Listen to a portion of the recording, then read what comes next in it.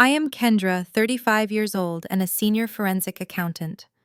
My mother stood up at my birthday dinner, tapped her crystal glass, and told 20 guests that I was a difficult mistake and they never loved me.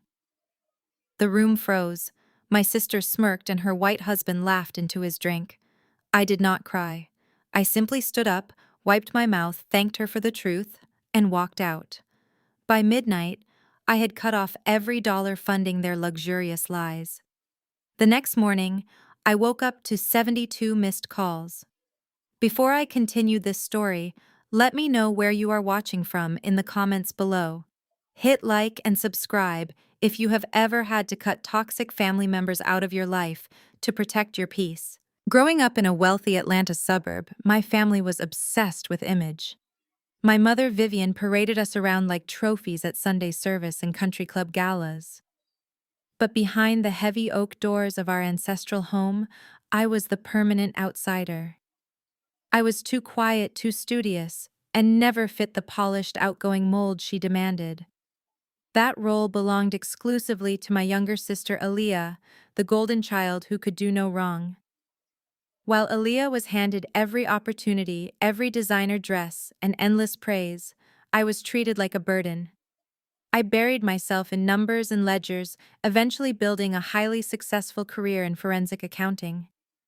I learned early on that numbers do not lie even when people do. What my family did not respect about me, they certainly exploited. Over the past decade, my credit and my quiet financial bailouts became the invisible foundation of their bloated lifestyle. When Aaliyah opened a high-end boutique that bled money from day one, it was my signature on the guarantor forms that kept the lights on. When Vivian wanted to upgrade her luxury car lease to keep up with the church board members, I was the one who quietly transferred the funds. Even Aaliyah's husband Connor, an arrogant Wall Street wannabe who felt entirely too comfortable spending our family money, relied on the financial safety net I provided. They needed my money desperately, but they resented my presence. This toxic dynamic reached its absolute breaking point last Friday night. It was my 35th birthday. I did not want a party, but Vivian insisted on hosting a dinner at an exclusive downtown restaurant. She claimed it was to celebrate me, but I knew it was just another excuse for her to hold court. She invited 20 guests, mostly her high society friends, a few local politicians, and prominent members of our church. The private dining room was draped in heavy white linen and softly lit by grand chandeliers. I sat near the head of the table listening to the clinking of heavy silverware against expensive china, feeling more like a prop than a daughter. Dessert was finally served. A beautiful chocolate fondant cake was placed in front of me, but before I could even pick up a fork, Vivian tapped her silver spoon against her crystal champagne flute. The gentle chime cut through the low chatter of the room. The guests turned their attention to the matriarch of the family, expecting a warm, motherly tribute. Instead, my mother looked down at me with a coldness that instantly chilled the room. She stood up slowly, smoothing the front of her tailored silk dress. She began by talking about the importance of family legacy. She spoke at length about how proud she was of Aaliyah's supposed business acumen, completely ignoring the fact that the boutique was technically mine on paper. She praised Connor, boasting about how perfectly he fit into our family and how he brought such strong financial vision to the table. It was a slap in the face, but I kept my expression perfectly neutral. Then her eyes locked onto mine. She sighed loudly, an exaggerated sound of profound exhaustion. "You know, Kendra," she said, her voice carrying effortlessly across the silent room, "raising you was the hardest burden I ever had to bear. You never fit in with us. You were always so difficult, so stubborn, such a glaring mistake." The guests shifted uncomfortably in their seats. A few people exchanged shocked glances, but Vivian was not finished. She leaned forward slightly, her eyes narrowing with genuine malice. "I think it is time we stop pretending for the sake of these good people here tonight. Let me be honest, we never loved you. We merely tolerated you because it was our Christian duty." The silence that followed was absolute and suffocating. No one moved. The waiters standing near the walls froze, afraid to make a sound. I looked around the long table. The guests stared at their plates, completely paralyzed by the sheer, unprovoked cruelty of her words. But my own family was not embarrassed in the slightest. Aaliyah sat directly across from me, sipping her champagne with a slow, deliberate smirk on her face. Beside her, Connor let out a soft, audible chuckle, swirling the bourbon in his glass, like he was watching a mildly entertaining television show. They expected me to break. They expected me to burst into tears, to beg for her affection, or to run out of the room in shame, just like I did when I was a helpless teenager.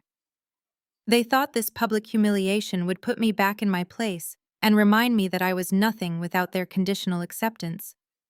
But I was not a terrified child anymore. I was a senior forensic accountant who knew exactly where every single penny of their money came from. The numbers in my head were perfectly aligned. My pulse did not even quicken. I picked up my linen napkin, dabbed the corners of my mouth, and placed it neatly next to the untouched slice of cake. I pushed my heavy wooden chair back and stood up. I looked directly into Vivian's eyes. I did not raise my voice, but I made sure every single person in that room heard my next words with crystal clarity. "Thank you for the truth, Vivian," I said calmly, offering her a genuine, polite smile. "It makes what happens tomorrow so much easier." I reached into my designer purse, pulled out a crisp $100 bill, and dropped it onto the center of the table. "For the valet," I said. I turned my back on the woman who gave birth to me and walked confidently toward the heavy wooden doors of the private room. I could hear Vivian scoffing behind me, muttering something about my dramatic attitude to her shocked friends. I did not care. As I stepped out into the cool Atlanta night air and handed my ticket to the valet, I pulled out my phone. I opened my banking application. With 3 simple taps on the screen, I legally removed myself as the guarantor from Aaliyah's business accounts, canceled the automatic payments for Vivian's car lease, and froze the joint credit lines Connor had been quietly using. I slipped the phone back into my purse and drove away into the night, leaving the ashes of their fake empire behind me. The drive home was a blur of neon lights and dark highway stretches. The city of Atlanta rushed past my windshield, but inside my car, the silence was absolute. For the first time in my life, my chest did not feel tight with the familiar suffocating anxiety of trying to please my mother. I did not feel the sting of rejection. Instead, I felt a profound, almost dangerous sense of clarity. Vivian thought her cruel words would destroy me. She thought publicly disowning me would send me crawling back, begging for a scrap of validation like I had done when I was a teenager.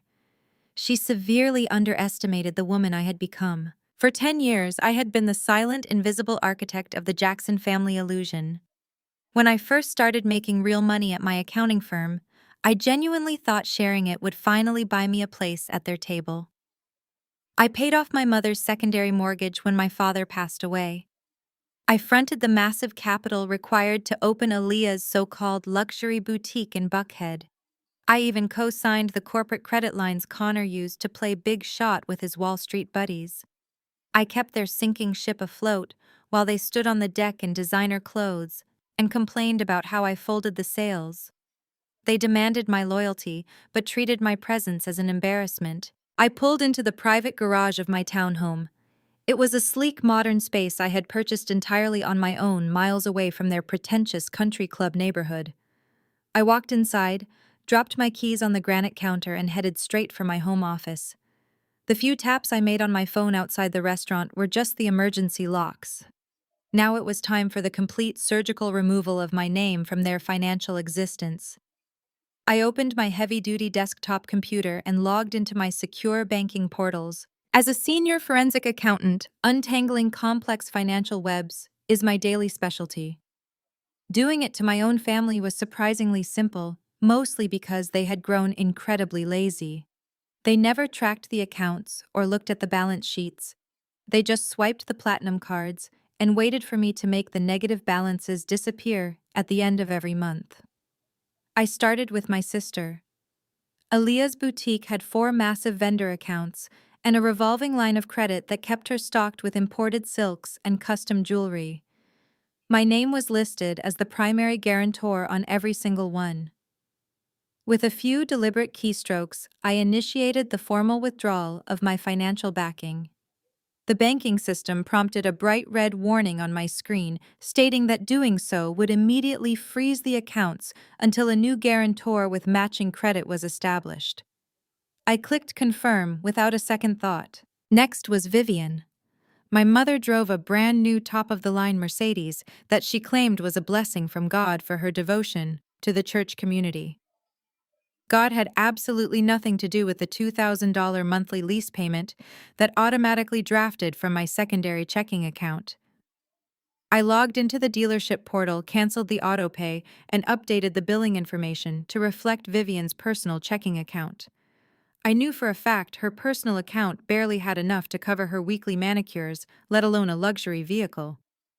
For good measure, I completely severed my link to her exclusive country club membership dues.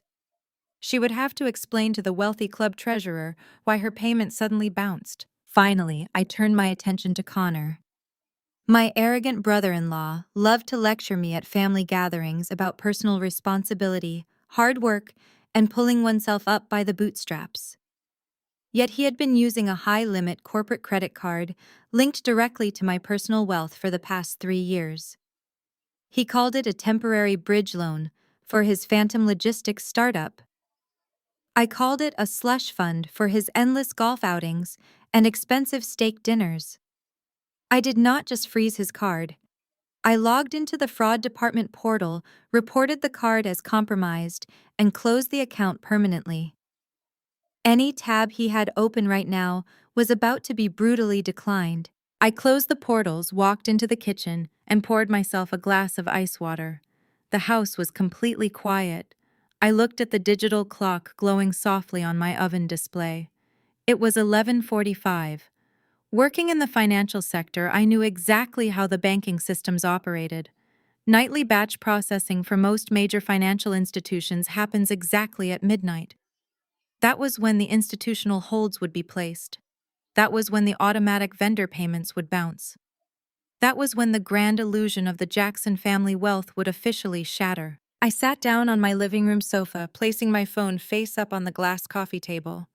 I just stared at the dark screen. The minutes ticked by slowly. 11:50. 11:55. I searched my heart for any lingering trace of guilt, any urge to log back in and reverse the process. I felt absolutely nothing. Vivian had freed me from that heavy burden the moment she told 20 people she never loved me. You cannot demand the unconditional financial loyalty of a daughter while treating her like a stray dog. The clock struck midnight. For exactly 2 minutes, the room remained perfectly silent. Then, at 12:02, the screen of my phone suddenly lit up, casting a harsh glow across the dark room. It was an automated text message from Aaliyah's point-of-sale system, a notification that a massive vendor transaction had just been declined due to insufficient credit. 10 seconds later, a second text arrived from the country club billing department. Then an email alert from the luxury car dealership. Then the phone began to vibrate violently against the glass. The caller ID flashed Aaliyah's name. I watched it ring until it went to voicemail. Immediately it rang again, and again.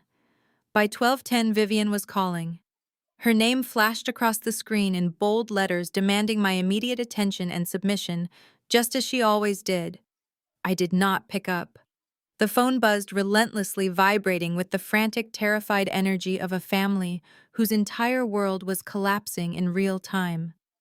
Then came Connor calling from a number I barely recognized, likely stranded at some high-end downtown bar, completely unable to close out his tab, and suddenly realizing he was not the big shot he pretended to be. I sat there in the dark, watching the red missed call counter climb higher and higher.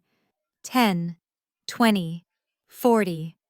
They were not calling to apologize for the cruelty at the restaurant. They were calling because the vault had slammed shut. By the time I finally reached forward, picked up the phone, and pressed the power button to turn it off completely, the counter had reached exactly 72 missed calls. Tomorrow morning, the real war would begin. But tonight, for the first time in 35 years, I was going to sleep in total peace, The morning sun poured through the floor to ceiling windows of my townhome, casting a warm golden glow over the hardwood floors. For the first time in years, I woke up without a knot of heavy anxiety tightening in my chest. I did not have to brace myself for my mother's daily demands, or my sister's manufactured financial crises. I walked into my pristine kitchen, the quiet hum of the refrigerator the only sound in the house. I took my time measuring the coffee beans, listening to the satisfying grind and breathing in the rich, earthy aroma. I poured a steaming cup of dark roast, added a splash of oat milk, and walked over to the glass coffee table where my phone lay exactly where I had left it the night before. I sat down on the leather sofa, crossed my legs, and pressed the power button. The device immediately seized in my hand, vibrating frantically as it struggled to process the sheer volume of incoming data. A tidal wave of notifications flooded the screen. Text messages, missed call alerts, and banking security warnings cascaded over each other in a chaotic digital dance. I took a slow sip of my coffee, entirely unbothered, and tapped the voicemail icon. The red notification bubble proudly displayed the number 72. I decided to listen to them in chronological order. It was like reviewing an audio ledger of their crumbling empire. The first few messages were from Aaliyah, recorded shortly after midnight. Her initial tone was merely annoyed, the typical entitled brat who assumed a minor inconvenience had occurred. "Kendra, pick up the phone," Aaliyah snapped in the first recording. "My vendor accounts are showing a processing error. The system says the guarantor has been removed. Fix this glitch right now. I have a massive shipment of Italian silk arriving in the morning and I need those accounts active. Call me back immediately." By 2 in the morning, Aaliyah's annoyance had morphed into genuine hysteria. The fifth voicemail featured her practically hyperventilating. "Kendra, what did you do?" she shrieked, her voice echoing off what sounded like the walls of her empty boutique. "The regional bank manager just called my emergency line. They froze everything. The payroll account is locked. The credit lines are suspended. How am I supposed to pay my staff tomorrow? You cannot do this to me. I have an image to maintain in Buckhead. People will think I am broke." I smiled into my coffee mug. People would not think she was broke. They would finally know she was broke. Next came the voicemails from Connor. His first message was recorded around 1:30 in the morning, and the heavy bass of a downtown nightclub throbbed in the background. "Kendra, you vindictive witch," he slurred heavily, his Wall Street bravado completely saturated in expensive bourbon. "My corporate card just declined in front of 3 clients. Do you have any idea how embarrassing that is? Unfreeze the account now. You have no right to touch my finances. You are messing with my business." His subsequent messages grew increasingly pathetic. By 3 in the morning, the background noise was gone, replaced by the ambient sounds of an empty street corner. "Kendra, please pick up Connor," whined his aggressive tone, entirely deflated. "My rideshare app is linked to the card you froze. I am stranded downtown and my phone is dying. Aaliyah is not answering her phone. Just turn the card back on for 5 minutes so I can get a ride home. Come on, we are family." Family. The word tasted sour. He was family when he needed a financial bailout, but a quiet spectator when my mother publicly humiliated me. I deleted his messages without a second thought. Finally, I reached the voicemails from my mother. Vivian had left 14 separate messages. I knew her patterns well. She always maintained a facade of polite Southern elegance in public, but behind closed doors, her rage was venomous. Her first message started playing. "Kendra Jackson, you have lost your mind." Vivian hissed, her voice vibrating with pure fury. "I just tried to book my executive car service for the country club charity brunch this morning, and the dispatcher told me the card on file was rejected." Rejected. Do you know how humiliating it is to have a dispatcher tell me my payment is invalid? You will log into your computer this instant and fix whatever childish game you are playing. I skipped forward to her final voicemail, left just 20 minutes before I woke up. She was no longer just angry. She was frantic, finally realizing the massive scope of what I had done. "Listen to me very carefully," Vivian demanded, her breathing heavy and erratic. "I just spoke to Aaliyah. I know you cut off her boutique. I know you canceled my car. You are trying to destroy the family image because your little feelings were hurt at dinner. You need to grow up. We are Jacksons. We have a reputation in this city. You are going to restore the funding immediately, and then you are going to come over here and apologize to your sister for causing her this unnecessary stress. If you do not fix this by 9 o'clock, I will make sure everyone in our church community knows exactly how you treat your own mother. I set my coffee mug down on the table. The sheer audacity was breathtaking. There was absolutely zero remorse for the cruelty she had inflicted upon me just hours prior. She did not apologize for saying she never loved me. She did not express a single ounce of regret for humiliating me in front of 20 guests. Her only concern was the family image and the uninterrupted flow of my money to fund it. She had weaponized guilt and obligation my entire life, keeping me trapped in a cycle of paying for their love and never receiving it. But the spell was broken. You cannot threaten to ruin the reputation of a woman who no longer cares what you or your pretentious friends think. I picked up the phone. I did not reply to a single message. I did not offer explanations, arguments, or warnings. I simply opened the settings menu, went to my contact list, and blocked Vivian's number. Then I blocked Aaliyah. Then I blocked Connor. The constant stream of digital anxiety was instantly severed. I had cut the financial cord, and now I was cutting the communication lines. They were entirely on their own. I walked into my master bedroom and opened my expansive closet. Today was not a day for blending into the background. I selected a tailored charcoal gray designer suit, a crisp white silk blouse, and a pair of black stilettos that clicked with absolute authority against the hardwood floor. I applied my makeup with sharp precision, pulling my hair back into a sleek, flawless style. As I grabbed my leather briefcase and headed out the door to my corporate accounting firm, I felt an exhilarating surge of adrenaline. Blocking their numbers was not the end of the conflict. It was merely the opening move on a much larger chessboard. They were going to retaliate, and knowing my mother, it would be vicious. But they were about to learn a very hard lesson. You should never declare war on the forensic accountant who has the receipts for every single lie you have ever told. My corner office in the firm sits on the 40th floor of a sleek, glass high-rise in downtown Atlanta. The walls of my workspace are entirely transparent, a design choice meant to promote corporate transparency, but today it served a much better purpose. It provided a clear stage. I arrived at the office, greeted my assistant warmly, and settled into my leather chair.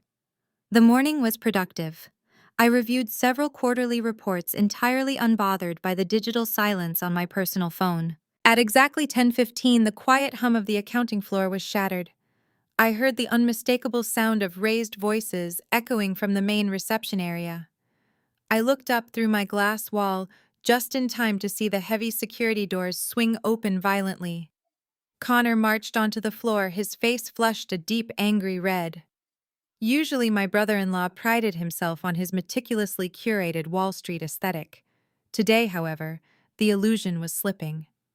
His expensive navy suit was wrinkled, his tie was pulled loose, and he was sweating profusely. A security guard was jogging right behind him, reaching for his walkie-talkie, but Connor waved the man off aggressively. He was using his physical size and his arrogant sense of entitlement to bulldoze his way through my professional sanctuary. Every junior associate paralegal and partner on the floor stopped typing. Dozens of eyes tracked him as he zeroed in on my office. He wanted an audience. He wanted to create a scene so uncomfortable and so public that I would immediately surrender just to make him go away. It was the exact same tactic my mother used at the restaurant. They fundamentally misunderstood who they were dealing with. Connor threw my glass door open so hard it bounced off the rubber wall stopper with a loud crack. He did not bother to close it behind him. He marched directly to my mahogany desk, planted both of his hands firmly on the edge, and leaned over, attempting to tower over me with pure physical intimidation. "You think you are so smart, Kendra?" He barked, his voice booming loud enough to echo across the open floor plan outside. "You think you can just throw a temper tantrum and cut off the financial infrastructure of this family without facing any consequences. Before I could even reply, he reached into his jacket pocket, pulled out a folded piece of paper, and slammed it down onto my keyboard. "That is a formal cease and desist," he announced with a smug, self-satisfied sneer. I spent the entire morning speaking with my legal team. By freezing those accounts and locking me out of my corporate credit line, you are in direct violation of your legal obligations. I am preparing to file a massive lawsuit against you for breach of fiduciary duty. You are destroying Aaliyah's business, you are humiliating Vivian, and you are actively sabotaging my logistics company. You will log into your banking portal and unfreeze every single account right now, or my lawyers will have you stripped of your accounting license by Friday. I did not flinch. I did not break eye contact. I let his words hang in the air for a long, agonizing moment while the rest of the office watched us in dead silence. Slowly, I looked down at the wrinkled paper he had slapped onto my desk. I did not even need to pick it up to see the glaring errors. The header was misaligned. The font changed halfway down the page. There was no law firm letterhead, no official watermark, and the legal jargon was strung together like a chaotic word salad. He had obviously Googled a free legal template on his phone while sitting in the lobby, printed it at a local copy center, and thought his aggressive delivery would mask the sheer stupidity of his threat. "Connor," I said quietly, my voice crisp and completely devoid of emotion. "Fiduciary duty requires a legally binding contract between a financial manager and a client. It does not apply to a grown man secretly using his sister-in-law's personal wealth to fund his bar tabs because he is too broke to pay for his own drinks." The color drained from his face slightly, but he doubled down, slamming his fist against the desk. "Do not play games with me," he warned, his voice dropping an octave as he leaned in closer. "You are legally bound to the Jackson Family Trust. I know how the bylaws work. Vivian told me everything. You are going to turn that card back on right now. I have clients waiting for me at the club for a lunch meeting, and I am not going to let your petty jealousy ruin my deals." He was sweating even more now. The bravado was cracking, revealing the desperate, panicked man underneath. He had no legal team. He had no leverage. He only had the desperate hope that I was still the quiet, obedient scapegoat who would fold under pressure. I leaned back in my ergonomic chair, interlacing my fingers and resting them in my lap. I looked at him, not as a family member, but as a hostile liability that needed to be liquidated. "You should not have come here, Connor," I said smoothly. "You should have stayed home, counted whatever loose change you have left in your personal checking account, and figured out how to explain your impending bankruptcy to your wife. But since you decided to march into my firm and threaten my license, I suppose we should talk about your business." I reached down to the bottom right drawer of my desk. I pressed my thumb against the biometric scanner. The heavy electronic lock disengaged with a sharp click. Connor watched me cautiously, his chest heaving as he tried to maintain his aggressive posture. "What are you doing?" he demanded, shifting his weight nervously. I pulled the drawer open. Inside, perfectly organized among pristine white folders, was a single remarkably thick file. It was secured with a bright red tab, the color I specifically reserve for critical financial discrepancies and active fraud investigations. Printed boldly in black ink across the red label was his full legal name. I lifted the heavy file and dropped it onto the glass surface of my desk. The loud thud echoed in the silent office, a sound that carried the heavy weight of 10 years of his hidden financial sins. I placed my hand flat over the red label and looked up at Connor. His eyes darted from the file to my face, the fake confidence draining out of him second by second. "Let us talk about fiduciary duty," I said, my voice steady and echoing just enough for the junior associates outside to hear every word. "For the past 3 years, you have been telling my mother that her retirement portfolio was being aggressively managed by your logistics company. You told her you were investing in supply chain infrastructure." Connor swallowed hard. His knuckles turned white as he gripped the edge of my desk. "That is a private business matter between Vivian and me," he stammered, though his voice lacked any of its previous thunder. "You have no right to look into my company." I opened the heavy cover of the file. "I did not need to look into your company, Connor. I replied, flipping to the first heavily highlighted page. I am the guarantor on the family accounts. When large sums of money move out of those accounts, I see it. And because I am a senior forensic accountant, I follow it. I slid a crisp printed ledger across the glass. It stopped right next to his ridiculous fake legal document. Take a look at line 4, I instructed. Last October, Vivian authorized a transfer of $200,000 from her primary retirement account to your corporate holding, LLC. She thought she was buying shares in a new fleet of delivery vehicles. But those funds never reached a dealership. They were routed through a secondary shell account in Delaware, and from there they vanished into an offshore cryptocurrency exchange. Connor's mouth opened, but no sound came out. He stared at the ledger as if the numbers on the page were venomous snakes. I turned the page in my file. And let us not forget about February, I continued, my voice carrying clearly through the glass walls. Another $75,000. This time the money did not even bother making a stop at a shell company. It went straight from Vivian's savings directly into a high-stakes online gambling portal based out of the Bahamas. You lost her entire quarterly dividend playing digital blackjack in less than 48 hours. The silence in the office outside my door was absolute. Nobody was typing. Nobody was breathing. Every single person on the 40th floor was listening to the arrogant Wall Street wannabe get financially dissected. You are insane, Connor whispered, his voice trembling so badly he could barely form the words. You forged this. You made this up to ruin me. I leaned forward, clasping my hands together. Every single routing number, IP address, and transaction timestamp is verified, documented, and cross-referenced in this file. You did not just make bad investments, Connor. You committed federal wire fraud. You embezzled from an elderly woman. You drained the Jackson family retirement fund to play pretend on the internet. And you were foolish enough to use the credit lines I guaranteed to cover your living expenses while you did it. He took a step back from the desk, his legs visibly shaking. The sweat on his forehead was dripping down the side of his face.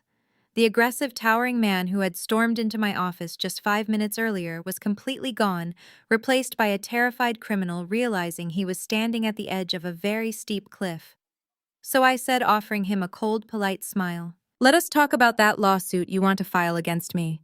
Should we call your legal team now, or should we just skip the pleasantries and dial the FBI field office directly? I have the number on speed dial, and I'm sure they would love to review your supply chain infrastructure." Connor looked wildly around the office.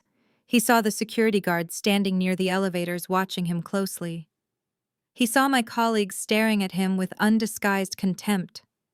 He realized there was no exit strategy, no manipulation tactic, and no blustering lie that could save him from the paper trail sitting right in front of him. He snatched his fake cease and desist letter off the desk, crumpled it into his fist, and turned around. He practically ran toward the exit, pushing past the security guard and slamming his hand against the elevator call button over and over again. When the doors finally opened, he threw himself inside, vanishing from my floor. I watched him leave, feeling a deep, quiet sense of satisfaction. The first domino had officially fallen. Connor was neutralized. He would be too busy panicking about federal prison to worry about Aaliyah's frozen boutique accounts. I closed the red-tabbed file, locked it back inside my biometric drawer, and picked up my coffee mug. It was time to get back to my actual job. But just as I shifted my focus to my dual monitors, a sharp chime echoed from my computer speakers. A high-priority notification box flashed across my screen. It was not an email from a client or a calendar reminder. It was an automated alert from a real estate monitoring software I had set up years ago to track the Jackson family assets. I set my coffee down and leaned into the screen, my eyes scanning the bold text. My breath hitched slightly in my throat. Vivian had not just panicked over her frozen car lease, she was desperate. The alert indicated that a new public listing had just gone live on the county auction portal. It was a notice of an emergency public auction. The property listed was the historic Jackson family home, the sprawling ancestral estate my grandfather had built from the ground up, the only piece of our family legacy that actually mattered. She was attempting to liquidate my grandfather's home to cover the massive gaping financial holes Connor and Aaliyah had dug. She was going to sell our history to the highest bidder just to keep up her ridiculous country club facade. I stared at the screen, a new kind of cold determination settling over me. Blocking their numbers was not enough. They were trying to destroy the only pure thing left in our family name. I reached for my desk phone and dialed the direct line to my private wealth manager. It was time to stop playing defense. Sunday morning arrived with the heavy humidity typical of Atlanta. Despite the financial war I had initiated on Friday and the shocking revelation about the estate auction, I had absolutely no intention of changing my weekend routine or hiding in my townhome. For 3 generations, the Jacksons had occupied the exact same third-row pew at our local church. It was the social epicenter of our community, a place where status was measured by Sunday best attire and generous tithing. I knew Vivian would be there playing the role of the fragile, heartbroken matriarch. I also knew that if I did not show up, my absence would be framed as an admission of guilt. I dressed with deliberate care, selecting a tailored emerald green dress that projected confidence and calm. I drove to the church, parked in my usual spot, and walked up the wide stone steps just as the choir began their opening hymn. The moment I pulled open the heavy wooden doors and stepped into the sanctuary, the atmosphere shifted. It was not a subtle change. The usher standing by the entryway, a man who had known me since I was in middle school, completely avoided my eyes and handed a program to the person behind me. As I walked down the center aisle toward my usual seat, the whispers began. They rippled through the pews like a sudden draft. Women in extravagant Sunday hats leaned into each other, their eyes darting toward me before quickly looking away. I saw heads shaking in performative dismay. I looked toward the third row. Vivian was sitting right in the center, flanked by Aaliyah and Connor. My mother was dressed in a muted black suit, holding a lace handkerchief to her nose as if she were attending a funeral. When she saw me approaching, she let out a loud theatrical gasp and turned her face away, burying it into Aaliyah's shoulder. Connor simply glared at me, though he looked significantly paler than he had in my office. I did not force the issue. I calmly stepped into an empty pew a few rows back, opened my hymnal, and focused entirely on the service. The sermon that morning felt unusually pointed. The pastor spoke at length about honoring thy mother and father, about the dangers of greed and the spiritual consequence of allowing worldly wealth to corrupt family bonds. Every time he emphasized the word greed, a dozen heads in the congregation would discreetly turn to look in my direction. Vivian had not just spun a lie. She had orchestrated a comprehensive smear campaign, weaponizing the tight-knit community we had been part of for decades. She was using the pulpit as her personal public relations firm. When the service finally concluded, the congregation began to file out toward the fellowship hall. Usually this was a time for warm embraces, networking, and catching up on neighborhood news. Today it felt like I had a contagious disease. A wide, invisible perimeter formed around me as people actively stepped out of my path. I was just about to bypass the fellowship hall and head straight for the exit when a hand clamped down firmly on my shoulder. I turned around to find Sister Beatrice, the pastor's wife, looking at me with an expression of deep manufactured disappointment. Sister Beatrice was the unofficial gatekeeper of social standing within the church community. A word of endorsement from her could elevate a family, and a word of gossip could completely ruin them. "Kendra, we need to have a word," she said, her voice dripping with that specific type of Southern passive aggression that disguises an insult as a prayer. She did not wait for my consent. She gripped my arm and pulled me away from the crowd, guiding me into the quiet, dimly lit church vestibule. I stood silently waiting for the inevitable interrogation. Sister Beatrice crossed her arms over her floral dress and sighed heavily. "Your mother came to my house late last night." Sister Beatrice began lowering her voice to a conspiratorial whisper. She was completely inconsolable. "She wept in my kitchen for 2 hours. Kendra, I have known you since you were in braids, I know you have always been a little resentful of your sister, but what you are doing right now is wicked. I kept my face perfectly blank. And what exactly am I doing, Sister Beatrice? Do not play coy with me, she snapped, dropping the polite facade. Your mother told me everything. She told me how you used your accounting background to illegally lock her out of her own retirement accounts out of pure spite. She told me you froze the business accounts of your sister just to watch her fail. And now you are trying to force your own mother out of her historic home so you can sell it and keep the profit. Financial elder abuse is a serious sin, Kendra. It is a crime. The church board is having a meeting on Tuesday to discuss whether we can even allow you to remain a member of this congregation while you are actively terrorizing your family.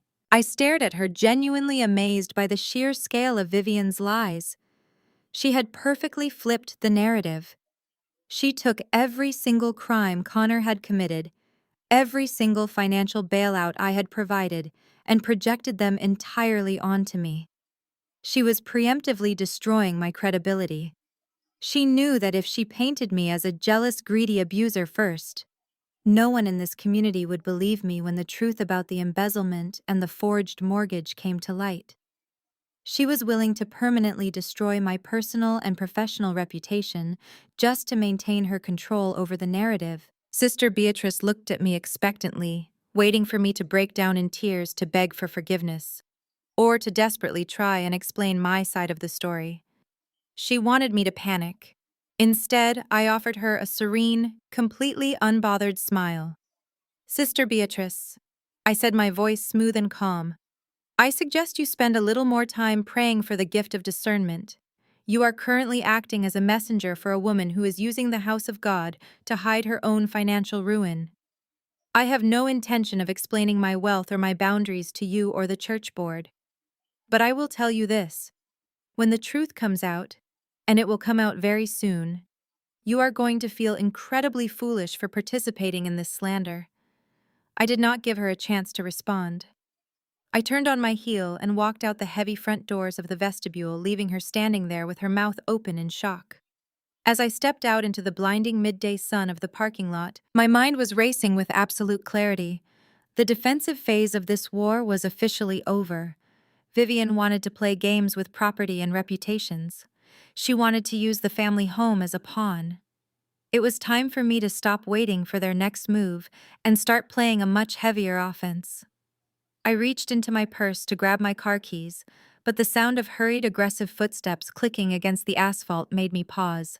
I looked up to see Aaliyah marching directly toward my car, a thick manila folder clutched tightly in her manicured hands, her face twisted in a mask of pure desperation. Aaliyah slammed the heavy manila folder down onto the hood of my car. The loud smack echoed across the hot asphalt, drawing the attention of several lingering church members who were slowly walking to their vehicles. Aaliyah knew exactly what she was doing. She wanted an audience. She wanted everyone to see her playing the role of the desperate, heartbroken sister begging the wicked, wealthy sibling for mercy. Tears were already streaming down her perfectly contoured face. "Kendra, look at what you are doing to us," she cried, her voice trembling with manufactured grief. "Are you happy now? Are you satisfied knowing that you are destroying the only legacy Grandpa left us?" I leaned against the driver's side door, completely unfazed by her theatrical performance. I looked at the folder, then back up at her. "What are you talking about, Aaliyah?" She pointed a manicured finger at the documents. "Because you threw your little tantrum and froze my boutique accounts, the bank is demanding immediate repayment on our credit lines. Vivian has no choice but to liquidate assets to save the family business. She is putting the historic house up for emergency auction this week. Grandpa built that house with his bare hands, Kendra. He built it for all of us, and now we are going to lose it to some faceless real estate developer because you are too selfish to share your wealth." I stared at her, genuinely impressed by the mental gymnastics required to blame me for her financial ruin. "You mean the boutique that has not turned a single dollar of profit in 3 years?" I asked calmly. "The business that I have been personally funding out of my own pocket, while you pretend to be a self-made entrepreneur on the internet. You are losing the house because you and Vivian spend money like you printed in the basement." Aaliyah stepped closer, dropping the crying act for a split second. Her eyes hardened into a vicious glare. I am not playing games with you, Kendra. Vivian has already spoken to the church board. By tomorrow morning, everyone in our social circle is going to know that you are committing financial abuse against your own mother. She tapped the folder aggressively. But there is a way to fix this. I know about your private stock portfolio. I know you have millions sitting in tech shares. You are going to sign those shares over to my holding company by tomorrow morning. If you do that, I will pay off the bank, save the house, and tell the pastor that it was all a big misunderstanding. If you refuse, you are dead to this community. We will make sure you are entirely ostracized. No one will do business with you, no one will speak to you, and you will be completely alone. It was a blatant extortion attempt delivered right in the parking lot of our childhood church. She really believed she had the upper hand. She believed that the threat of social exile would terrify me into handing over my life savings. I did not argue with her. I did not raise my voice or defend myself to the onlookers pretending not to listen. Instead, I reached out and opened the manila folder resting on my car. If Vivian is listing the house for an emergency auction, I said, flipping through the thick stack of papers, there has to be a lien or a default notice attached to the deed.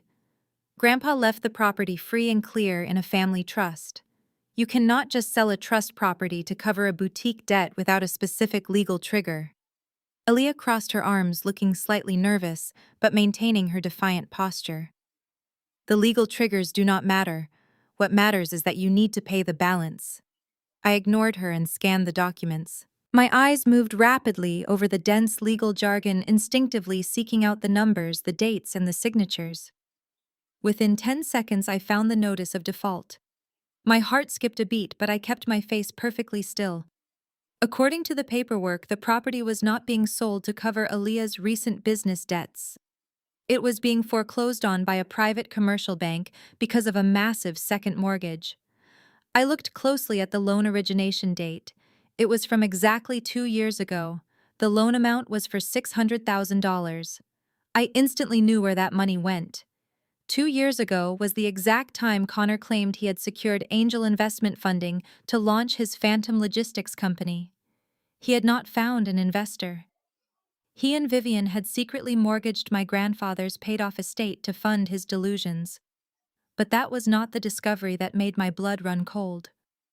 The estate was held in an irrevocable family trust. In order to take out a mortgage of that size against the property, the bank would require the explicit notarized signatures of all 3 adult beneficiaries, Vivian, Aaliyah, and myself.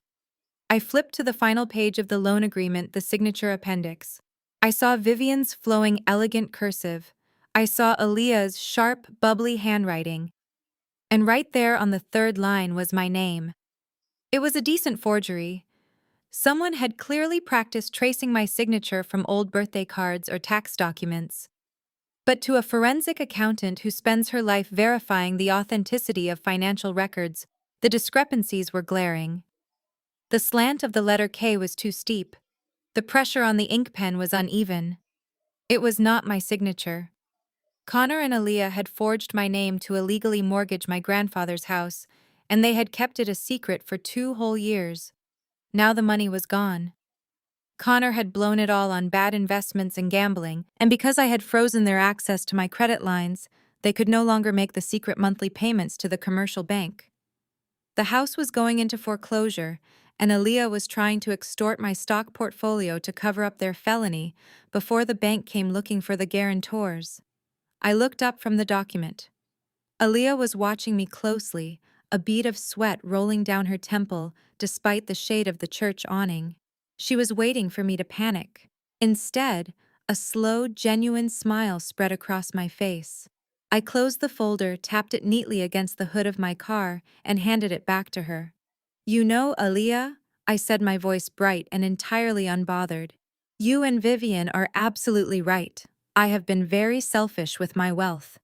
And you are right about the house too. It belongs to the family, and it is a shame to see it go to auction. Aaliyah blinked, completely caught off guard by my sudden shift in tone. She clutched the folder to her chest. So you will sign over the portfolio? Oh, absolutely not. I laughed, opening my car door and sliding into the luxurious leather driver's seat. I am not giving you a single dime, but do not worry about the auction. Go ahead and let the bank list the property. Let it go to the highest bidder. I will make sure to bring my checkbook. I pulled the door shut, started the engine, and rolled down the window just enough to deliver my final thought. "And Aaliyah," I added, looking her dead in the eye. "Tell Connor he needs to practice his penmanship. Forgery is a federal crime, and his letter K is incredibly sloppy." I rolled the window up, put the car in drive, and left her standing in the parking lot. In my rearview mirror, I watched the exact moment her arrogant facade shattered into pieces. She dropped the folder, her hands flying to her mouth in absolute terror as the reality of her situation finally set in. I drove away from the church, dialing my wealth manager's direct line. It was time to buy a bank. The drive from the church to my townhome took exactly 22 minutes. I did not turn on the radio. I did not look at my phone. I simply drove, letting the hum of the engine and the quiet interior of my car ground me. Seeing the forged signature on Aaliyah's paperwork in the parking lot was the spark, but now I needed the entire paper trail. As a forensic accountant, I never rely on a single document shoved in my face by a desperate liar. I rely on the unalterable digital footprint that every financial crime leaves behind. I walked through my front door, kicked off my black stilettos, and went straight into my home office. I bypassed the kitchen completely, the adrenaline in my system suppressing any need for food or rest. I sat down at my heavy mahogany desk and woke up my workstation. 4 high-resolution monitors instantly glowed to life, casting a cool blue light across the room. It was time to dissect the Jackson family secrets. I logged into the secure portal for the county clerk of courts. Because my grandfather had placed the ancestral estate in an irrevocable trust, any changes to the deed, including secondary mortgages or liens, had to be publicly recorded. I typed in the property parcel number and hit enter. The system took a few seconds to load, and then the entire financial history of the estate populated on my screen. I scrolled past the original deed from my grandfather and zeroed in on the transaction dated 2 years ago. There it was. A secondary commercial mortgage issued by a mid-sized private bank in downtown Atlanta, authorized for the staggering amount of $600,000. I downloaded the complete 150-page PDF file of the loan origination documents and opened it on my primary monitor. Aaliyah had shown me the notice of default, but I needed to see exactly how they pulled off the initial fraud. Mortgaging a trust property requires rigorous identity verification for all beneficiaries. I skipped to the notarization section at the end of the contract. They had not used a traditional in-person notary. They had used a remote online notarization service, a system that became widely popular and occasionally exploited a few years ago. The digital log showed that the signing session took place at 2 in the afternoon on a Tuesday. I pulled up my own personal calendar archives on my second monitor and cross-referenced the date. On that specific Tuesday, at 2 in the afternoon, I was presenting a quarterly audit report to a board of directors in Chicago. I was physically in another state. I dug deeper into the digital signature metadata. The remote notary platform logs the IP address of the devices used to sign the documents. I copied the IP address linked to my forged signature and ran it through a basic geolocation tracking tool. The map zoomed in on a very specific commercial block in Buckhead. It was the exact street address of Aaliyah's luxury boutique. The picture was becoming crystal clear. 2 years ago, while I was traveling for work, Connor and Aaliyah sat in the back office of her failing boutique. They created a fake email address in my name. They likely used a scanned copy of my driver license, which Vivian had access to, from an old family insurance policy to bypass the online notary's basic identity verification check. They forged my digital signature, pledged my grandfather's paid-off estate as collateral, and walked away with over $500,000. I leaned back in my chair, staring at the screens. The sheer audacity of their crime was breathtaking. This was not just a greedy mistake, it was a calculated, premeditated felony. They had actively risked my professional accounting license, my immaculate credit score, and my personal freedom. If the commercial bank had audited the loan and discovered the forgery on their own, I would have been dragged into a federal fraud investigation. My mother, my sister, and my brother-in-law had strapped a financial bomb to my chest and smiled in my face for 2 years while I continued to pay their bills. My hands hovered over the keyboard. The standard protocol for discovering identity theft and mortgage fraud is immediate escalation. I could pick up my phone, call the Atlanta Police Department, and file a formal criminal complaint. I had the IP logs, the travel records proving I was out of state, and the forged documents. The authorities would arrest Connor and Aaliyah by nightfall. But as I looked at the notice of default, a different strategy began to take shape in my mind. If I involved the police right now, Vivian would immediately launch a public relations war. She would hire a defense attorney and spin a narrative to the church and the community that I was a bitter daughter trying to frame her sister over a simple paperwork misunderstanding. The legal system is slow. It would take months, maybe years for a trial. They would spend that entire time playing the victims, dragging my name through the mud, and hiding behind their fake Southern elegance. I did not want a slow, bureaucratic justice. I wanted total, undeniable destruction. They loved money and status more than they loved me. Therefore, the only appropriate punishment was to completely strip them of both legally and publicly before the police ever got involved. I picked up my cell phone. I did not dial the police. Instead, I scrolled through my encrypted contacts and pressed the call button for Elias, my private wealth manager. Elias answered on the second ring. "Good afternoon, Kendra. It is a Sunday. You only call me on Sundays when the markets are closed and you are planning something aggressive." I smiled, my eyes still fixed on the mortgage documents on my screen. "You know me too well, Elias. I need you to expedite the formation of a blind shell corporation, an LLC registered in Delaware, completely untraceable to my name." "Consider it done," Elias replied, the sound of a keyboard clacking in the background.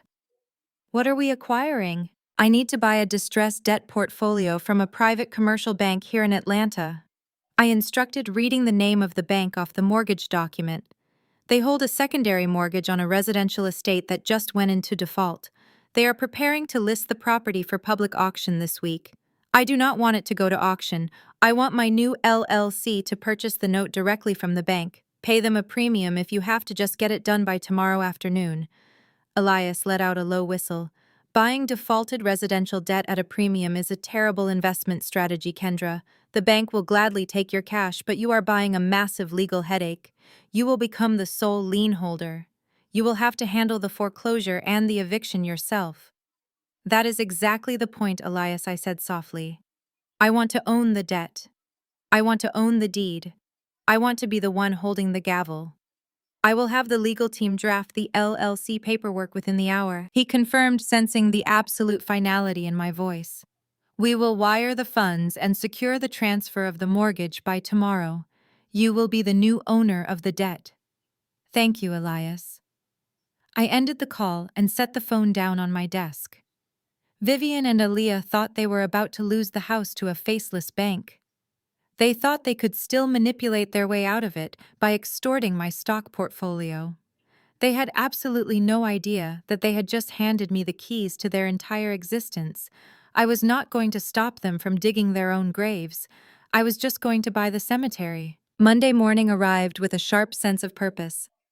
I sat at my desk at the accounting firm reviewing quarterly tax strategies for my corporate clients, while my personal wealth manager orchestrated the most important financial acquisition of my life. Elias was a master of his craft. He did not ask unnecessary questions, and he moved with aggressive speed.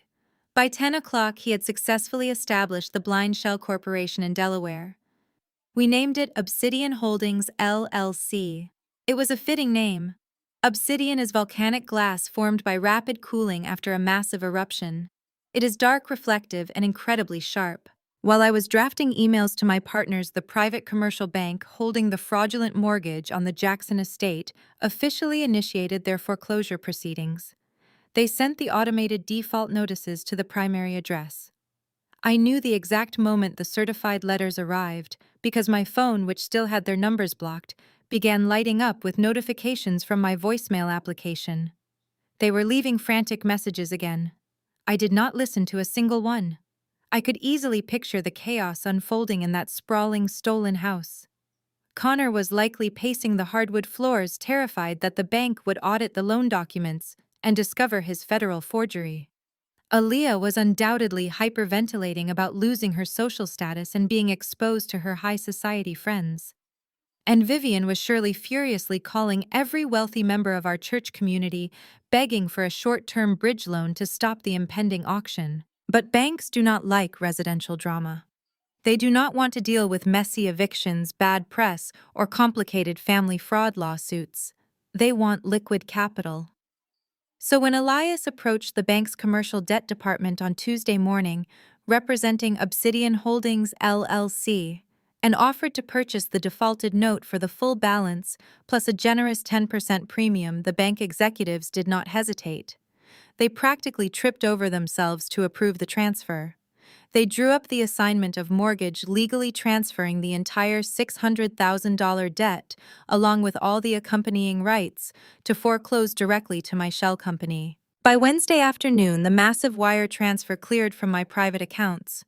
The ink on the digital contracts dried.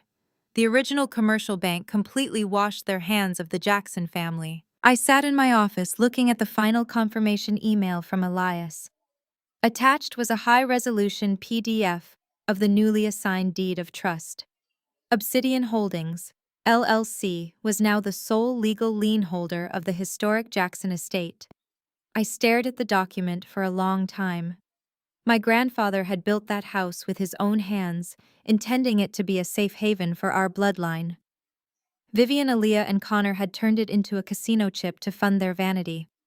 But now it was back in my possession.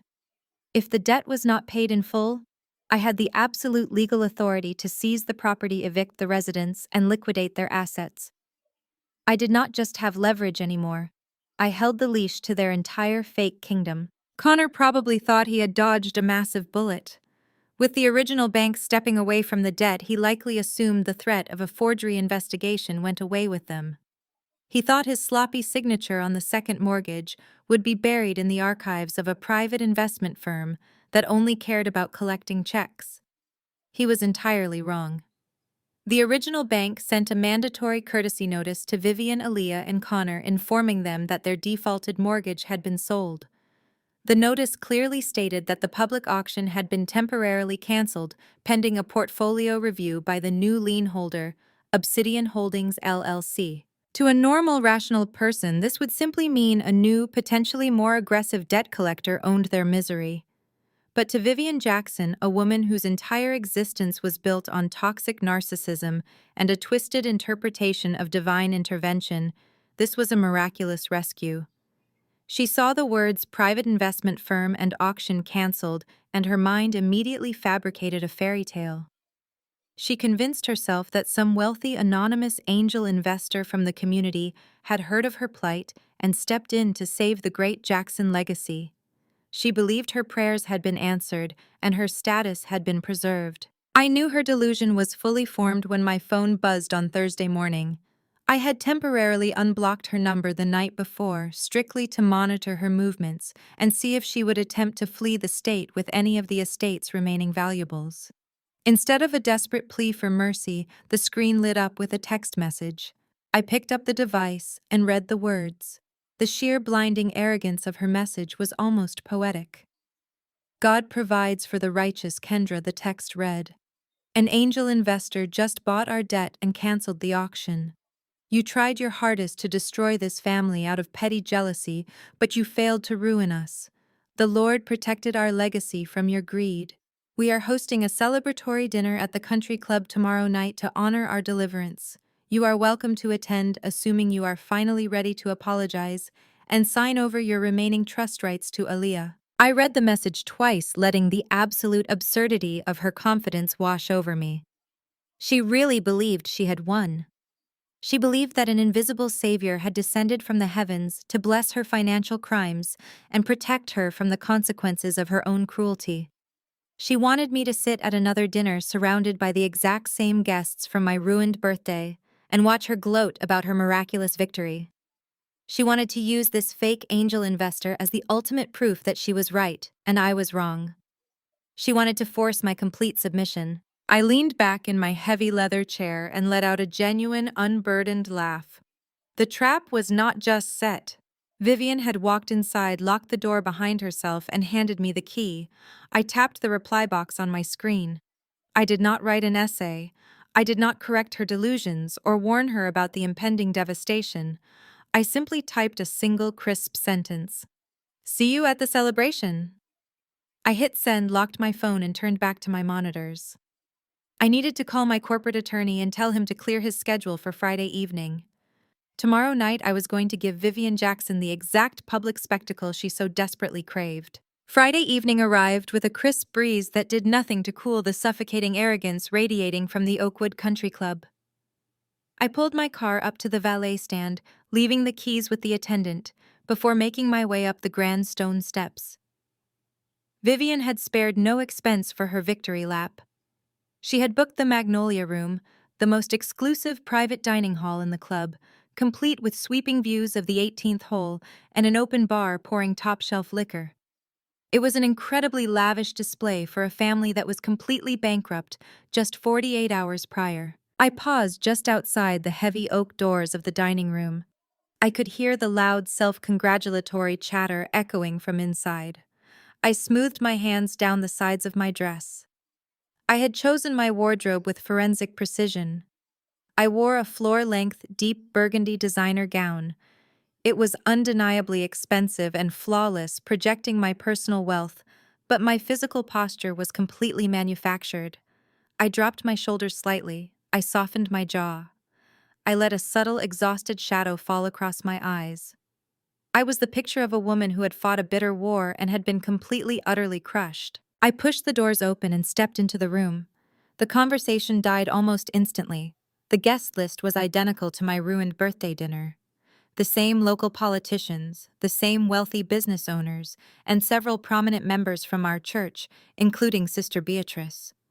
They all turned to stare at me, their eyes filled with a mixture of pity and judgment. They had all heard Vivian's fabricated story. They all believed I was the wicked daughter who had tried to steal my mother's home only to be thwarted by the grace of God and an anonymous angel investor. Vivian was holding court near the massive stone fireplace, a glass of champagne in her hand. When she saw me, a predatory smile stretched across her face. She handed her glass to a waiter and glided across the room toward me, her arms wide open. "You actually came," Vivian announced, her voice pitched loud enough for every single guest to hear. She wrapped her arms around me in a suffocating, theatrical hug. I did not resist. I let my arms hang limply at my sides, playing the part of the broken, submissive child. "I am here, Vivian," I said softly, keeping my eyes fixed on the floor. Vivian pulled back, keeping her hands firmly on my shoulders. She looked me up and down, drinking in my manufactured defeat. "I knew you would eventually see the light," she said with a condescending sigh. "God tested this family, Kendra. He tested us with your greed and your jealousy, but He provided a savior to protect our legacy. I hope this entire ordeal has finally taught you your place." Aaliyah materialized next to our mother.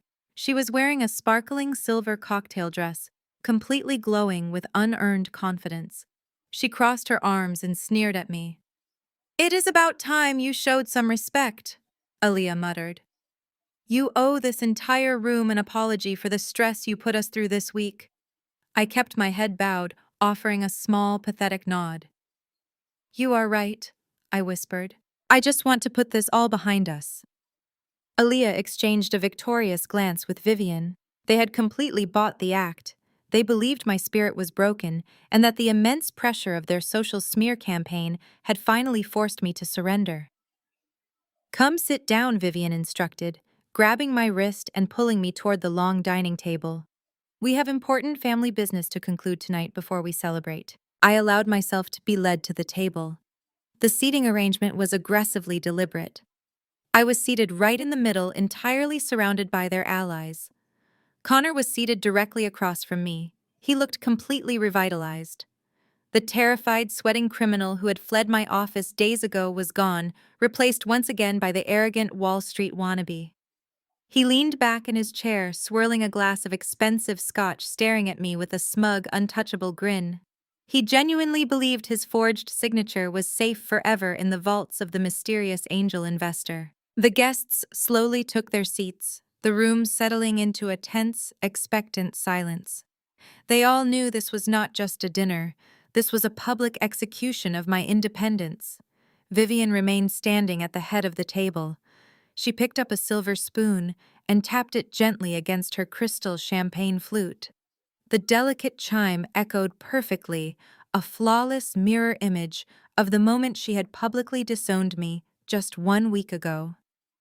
Family and friends. Vivian began, her voice trembling with fake emotion.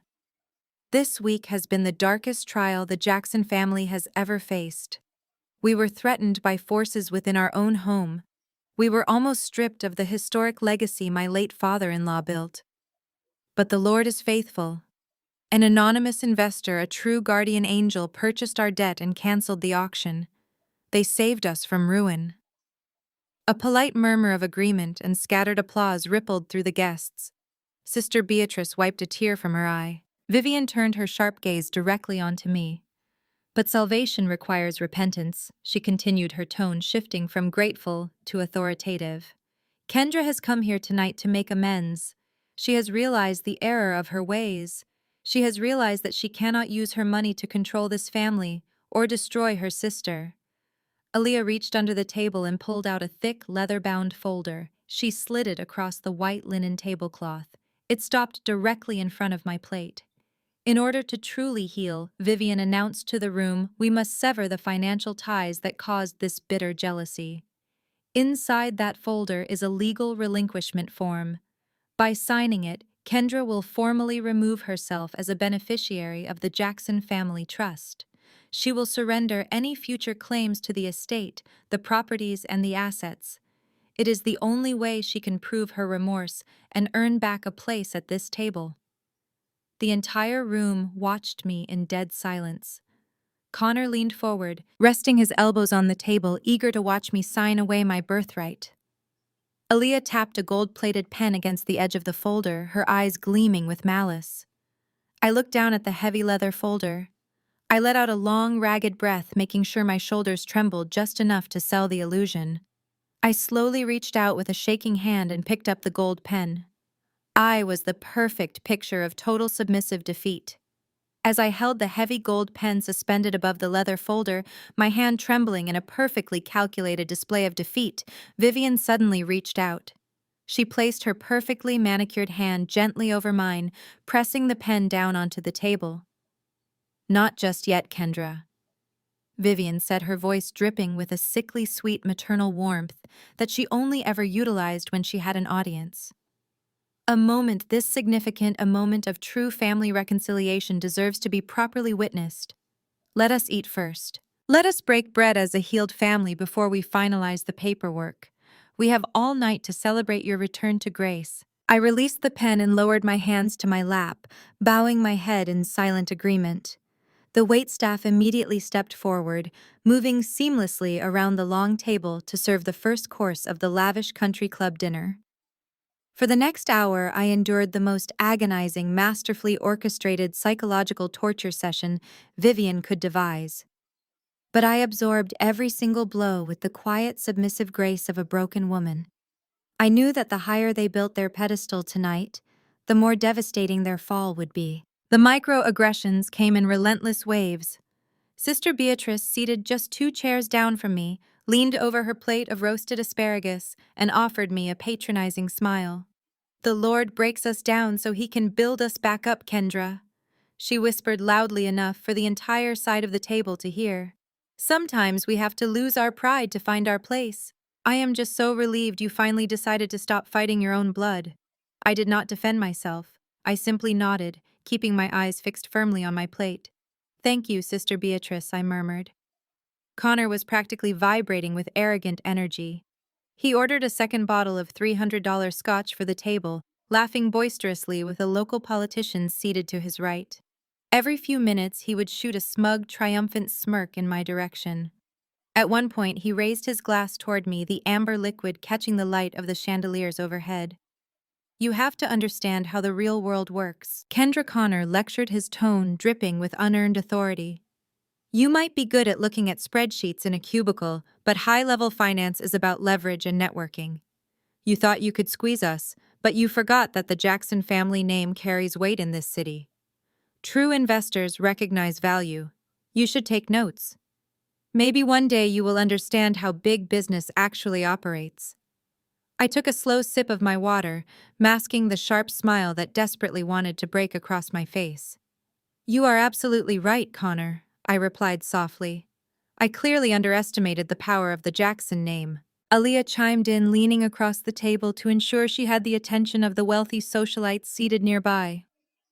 The angel investor who bought our debt did not even hesitate, she boasted, twirling a piece of lobster on her fork.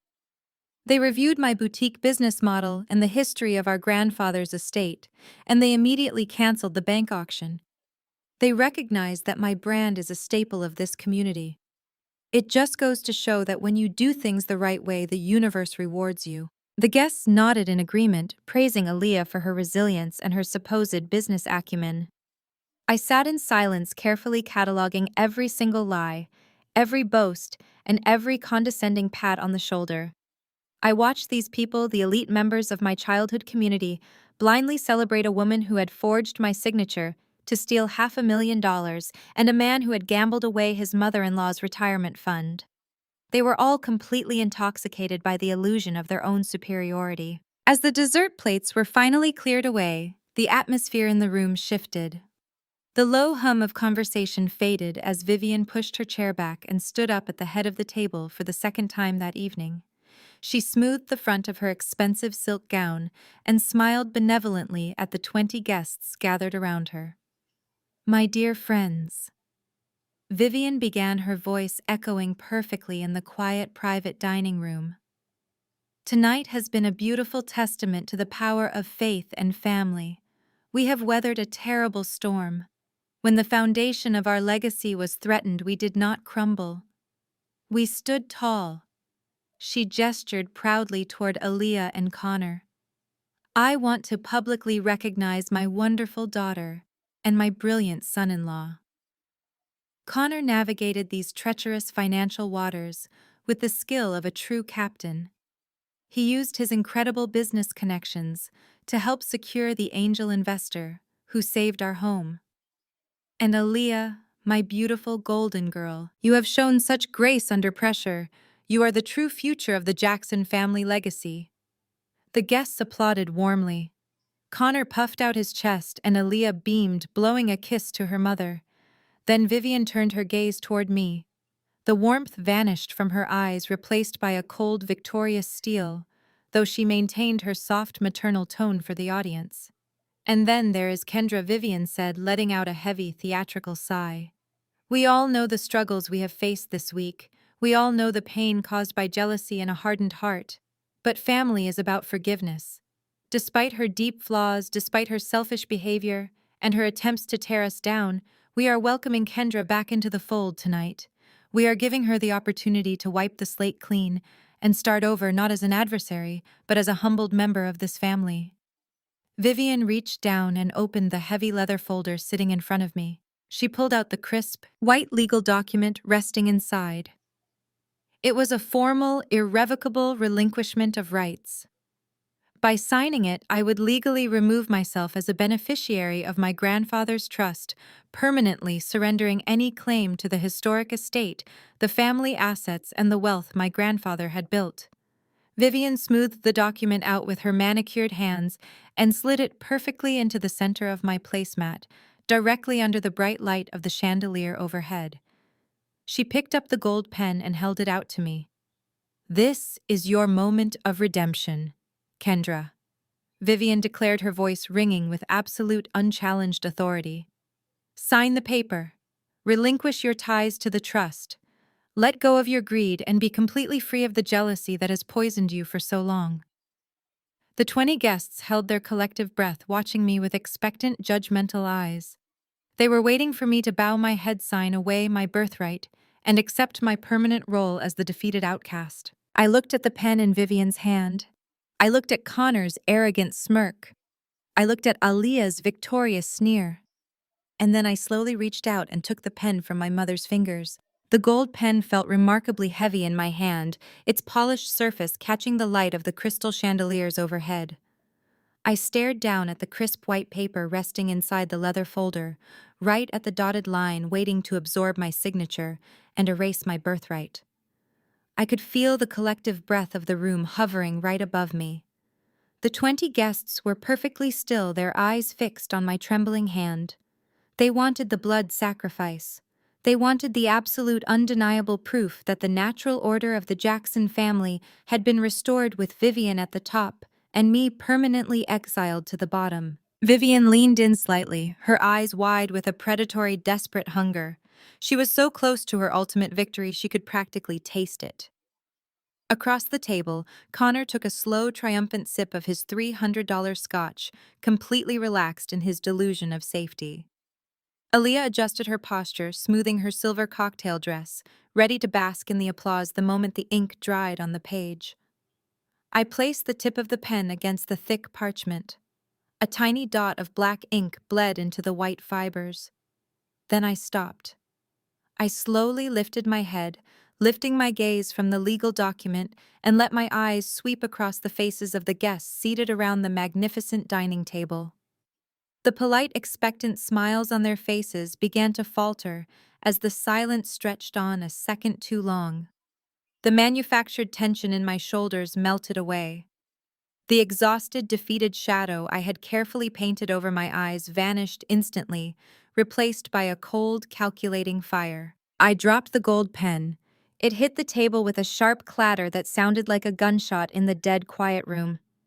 This really is a beautiful celebration, I began, my voice clear, steady, and projecting effortlessly to the back of the Magnolia Room. A true testament to faith, to family, and to the miraculous intervention of this anonymous angel investor. Vivian frowned, her perfectly arched eyebrows pulling together in immediate irritation. "Kendra, what are you doing?" she hissed under her breath, her warm, maternal facade cracking for a fraction of a second. "Stop stalling and sign the paper. We have guests waiting." I ignored her completely. I pushed my heavy wooden chair back and stood up, smoothing the front of my burgundy gown. But as an accountant, I continued stepping away from my place, setting and pacing slowly behind my chair. I have learned that financial miracles rarely come without terms and conditions. When millions of dollars change hands, especially to rescue a defaulted commercial mortgage, there is always a new corporate structure in place. Connor set his scotch glass down hard enough to rattle the silverware. The smugness on his face was rapidly evaporating, replaced by a sharp, defensive confusion. "What are you talking about, Kendra?" he demanded, his voice tight and aggressive. "The debt was purchased. The auction was canceled. That is all anyone needs to know. Stop trying to ruin this dinner with your bitterness and sign the document." I offered Connor a chillingly polite smile, the kind of smile that promised absolute devastation. "I am not ruining anything, Connor. I am simply providing clarity. Because before I sign away my legal rights to my grandfather's legacy, I thought it was only appropriate that this family officially meets their savior." The guests began to murmur, exchanging confused and alarmed glances. Sister Beatrice clutched her cloth napkin, sensing the sudden violent shift in the atmosphere. "The representative from the angel investment firm, Obsidian Holdings, LLC, is actually here tonight to offer a brief presentation on the new terms of your mortgage," I announced. I turned my attention toward the back of the room and gave a subtle, deliberate nod. The heavy oak double doors of the Magnolia Room swung open with a deep, resonating creak. Every single head at the table whipped around to see who was stepping through the threshold. Vivian gasped, her hands flying to her pearl necklace, leaning forward eagerly. She fully expected some wealthy, benevolent church elder or a sympathetic local philanthropist to walk in and accept her tearful gratitude. It was not an elderly benefactor. It was Julian Carter. Julian was one of the most ruthless, high-powered corporate attorneys in Atlanta, a man whose hourly billing rate was more than what most of these guests made in a month. He was impeccably dressed in a custom-tailored charcoal suit, his expression carved from absolute ice. He did not look like a man arriving at a celebration. He looked like a man arriving to execute a hostile takeover. He carried a sleek black leather briefcase in one hand and a compact high-end portable projector in the other. He walked into the room with a measured, predatory stride, completely unbothered by the stares of the local elite. "Excuse me," Vivian said, standing up quickly, her silk gown rustling loudly. Her voice wavered between indignation and panic. "Who are you? This is a private family dinner. If you are representing the investor, you should have contacted my son-in-law during standard business hours. You cannot just barge into the Oakwood Country Club." Julian did not even look at her.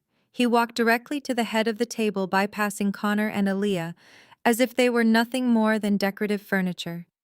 He set his briefcase down on the polished mahogany surface with a heavy thud, moving the expensive floral centerpiece out of his way. He turned his attention to the blank white wall directly behind Vivian's chair and began setting up the portable projector in complete clinical silence. Connor stood up, trying desperately to reclaim his alpha male posture, but his hands were visibly trembling. "Hey, Connor," barked, pointing a finger at the attorney. "My mother-in-law asked you a question. Who the hell are you, and what do you think you are doing crashing our celebration?" Julian finally paused. He slowly turned his head and looked Connor up and down, delivering a masterclass in professional disdain. "My name is Julian Carter," he stated, his voice a deep, resonant baritone that commanded instant obedience.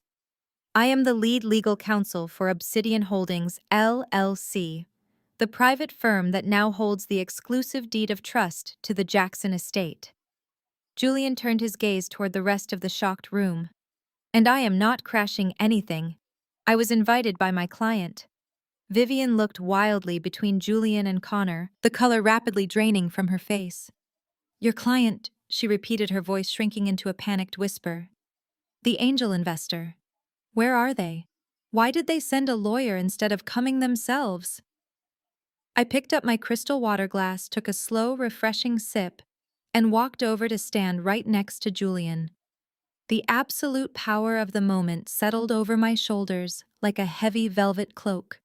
I looked directly at Vivian, holding her gaze, until she was forced to recognize the truth she had been too arrogant to see.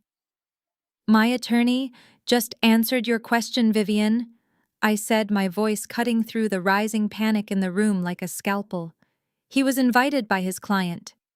Vivian stared at me, her eyes darting frantically between my face and Julian's perfectly tailored suit. The words I had just spoken seemed to hit an invisible wall right in front of her.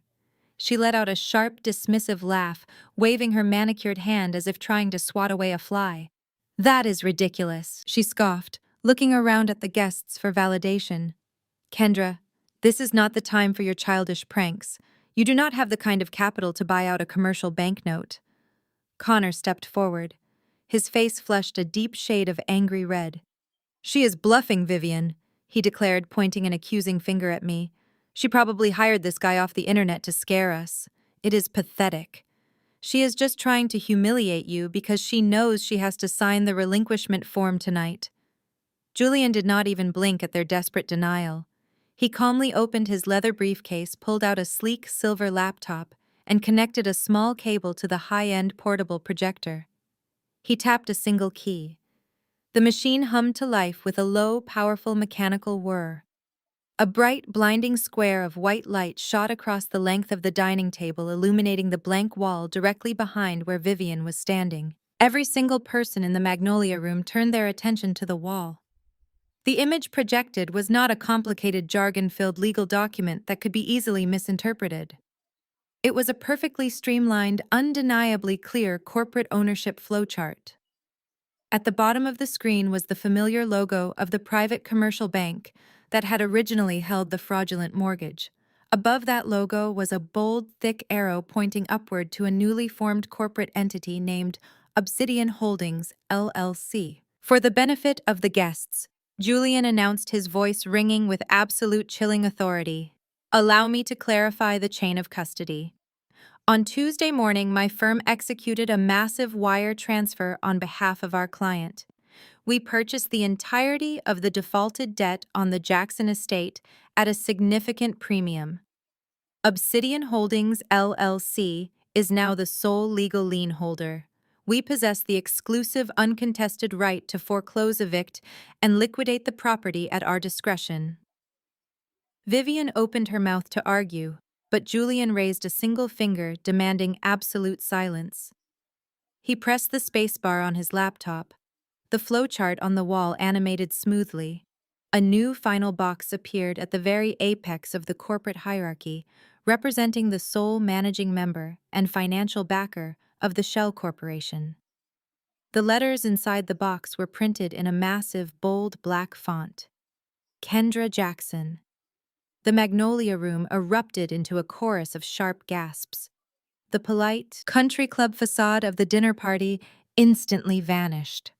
Sister Beatrice covered her mouth with both hands, her eyes wide with shock, as the reality of Vivian's lies collapsed in front of her. The local politicians and wealthy business owners, seated near the end of the table, practically shoved their chairs back instinctively, wanting to distance themselves from the epic financial slaughter they were witnessing. Aaliyah had been standing near the grand stone fireplace holding a fresh crystal glass of champagne. As her eyes locked onto my name towering at the top of the projected screen, all the color drained from her perfectly contoured face. Her jaw went slack. Her fingers, adorned with expensive rings bought on my credit, went entirely limp. The crystal glass slipped from her hand, plummeting toward the floor. It hit the polished hardwood with a loud, violent shatter, sending expensive champagne and sharp shards of glass exploding across the room. Vivian swayed on her feet. Her legs simply gave out beneath her. She collapsed backward into her heavy wooden dining chair, staring blankly at the wall as if the letters of my name were burning directly into her retinas. "You?" she whispered, her voice stripped of all its previous southern elegance and completely devoid of oxygen. "It was you." I walked slowly around the dining table, the heels of my shoes crunching softly against the broken crystal on the floor. I stepped right into the beam of the projector, letting the bright light cast a long, commanding shadow across the private dining room. I looked down at the heavy leather folder Vivian had presented to me just 10 minutes earlier, the one containing the documents designed to strip me of my birthright. I picked up the gold pen resting beside it. For a decade, I said, my voice eerily calm and carrying effortlessly through the dead silent room, I have been the invisible foundation of this family. I paid the bills. I funded the boutique. I leased the luxury cars. I covered the massive financial holes you continually dug for yourselves. And in return, you stood up in a room exactly like this one, tapped a crystal glass, and told me I was a mistake. You looked at 20 people and boldly declared that you never loved me. I turned my head and looked directly at Aaliyah, who was trembling so violently she had to lean her entire body weight against the stone fireplace just to keep from falling to the floor. You demanded I sign over my personal stock portfolio to save your social status. I continued, my gaze locking her in place. You threatened to ruin my name in our church community. You tried to extort me to cover up a felony. I shifted my focus back to my mother. And Vivian, you actually believed God sent an anonymous angel to reward your cruelty. You believed you were so righteous that a stranger would hand you $500,000 just to keep up your country club membership. You thought you had won. I held the gold pen up in the air, letting it catch the light of the chandeliers one last time before casually opening my fingers. The pen dropped from my hand. It hit the floor and rolled away, disappearing entirely beneath the long dining table. I do not need to sign away my rights to the trust, Vivian, I stated, stepping closer to her chair. Because there is no trust left to protect. You destroyed our legacy the moment you allowed Connor to secretly mortgage the property. But I am not going to let you sell my grandfather's history to strangers at a public auction. I am keeping it. I am taking back everything you stole. I leaned forward, resting my hands on the table, bringing my face inches from hers. I own the mortgage on the estate. I own the lease to the boutique. I own your debts. The silence in the room was absolute until Connor snapped. The public humiliation and the total destruction of his fragile ego finally broke his carefully maintained facade. He let out a primal sound of pure rage and kicked his heavy wooden chair backward. The chair crashed against the polished hardwood floor, the loud bang echoing through the magnolia room. He lunged around the edge of the dining table, his face flushed a dark, dangerous purple. He raised his hand. His fingers curled into tight fists, stepping aggressively toward me, with every intention of using physical violence to silence the truth. "You lying witch!" Connor screamed, the veins in his neck bulging against his expensive silk tie. "You manipulated those documents. You hacked the systems to frame me. You are just a bitter, jealous accountant trying to steal my company. I will destroy you for this." I did not take a single step backward. I did not need to. Before Connor could even close the distance between us, Julian moved. My corporate attorney stepped smoothly and decisively in front of me, forming an impenetrable wall between my brother-in-law and myself. Julian did not raise his fists. He did not shout. He simply reached into his black leather briefcase and pulled out a thick, heavy manila envelope. "Mr. Spencer," Julian said, his deep baritone voice cutting through Connor's screaming like a blade of ice. "I highly suggest you take a step back and lower your voice. Assaulting my client in front of 20 prominent witnesses will only expedite your impending transfer to a federal holding facility." Connor stopped dead in his tracks. His chest was heaving, his breathing ragged and uneven. He stared at the thick manila envelope in Julian's hand, a sudden wave of primal fear washing over his features. The aggressive alpha male act evaporated instantly.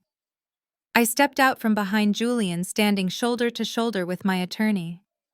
I looked at the man who had leeched off my success for years while treating me like garbage. "There is no logistics company, Connor," I said, my voice projecting clearly to the horrified guests seated around the table. "There never was. That envelope contains the unalterable proof of every single financial crime you committed over the past 3 years. It holds the routing numbers for the $200,000 you stole from Vivian's retirement fund and funneled into a Delaware shell company. It holds the server logs from the offshore casino in the Bahamas where you gambled away her quarterly dividends." Connor's mouth opened, but no words came out.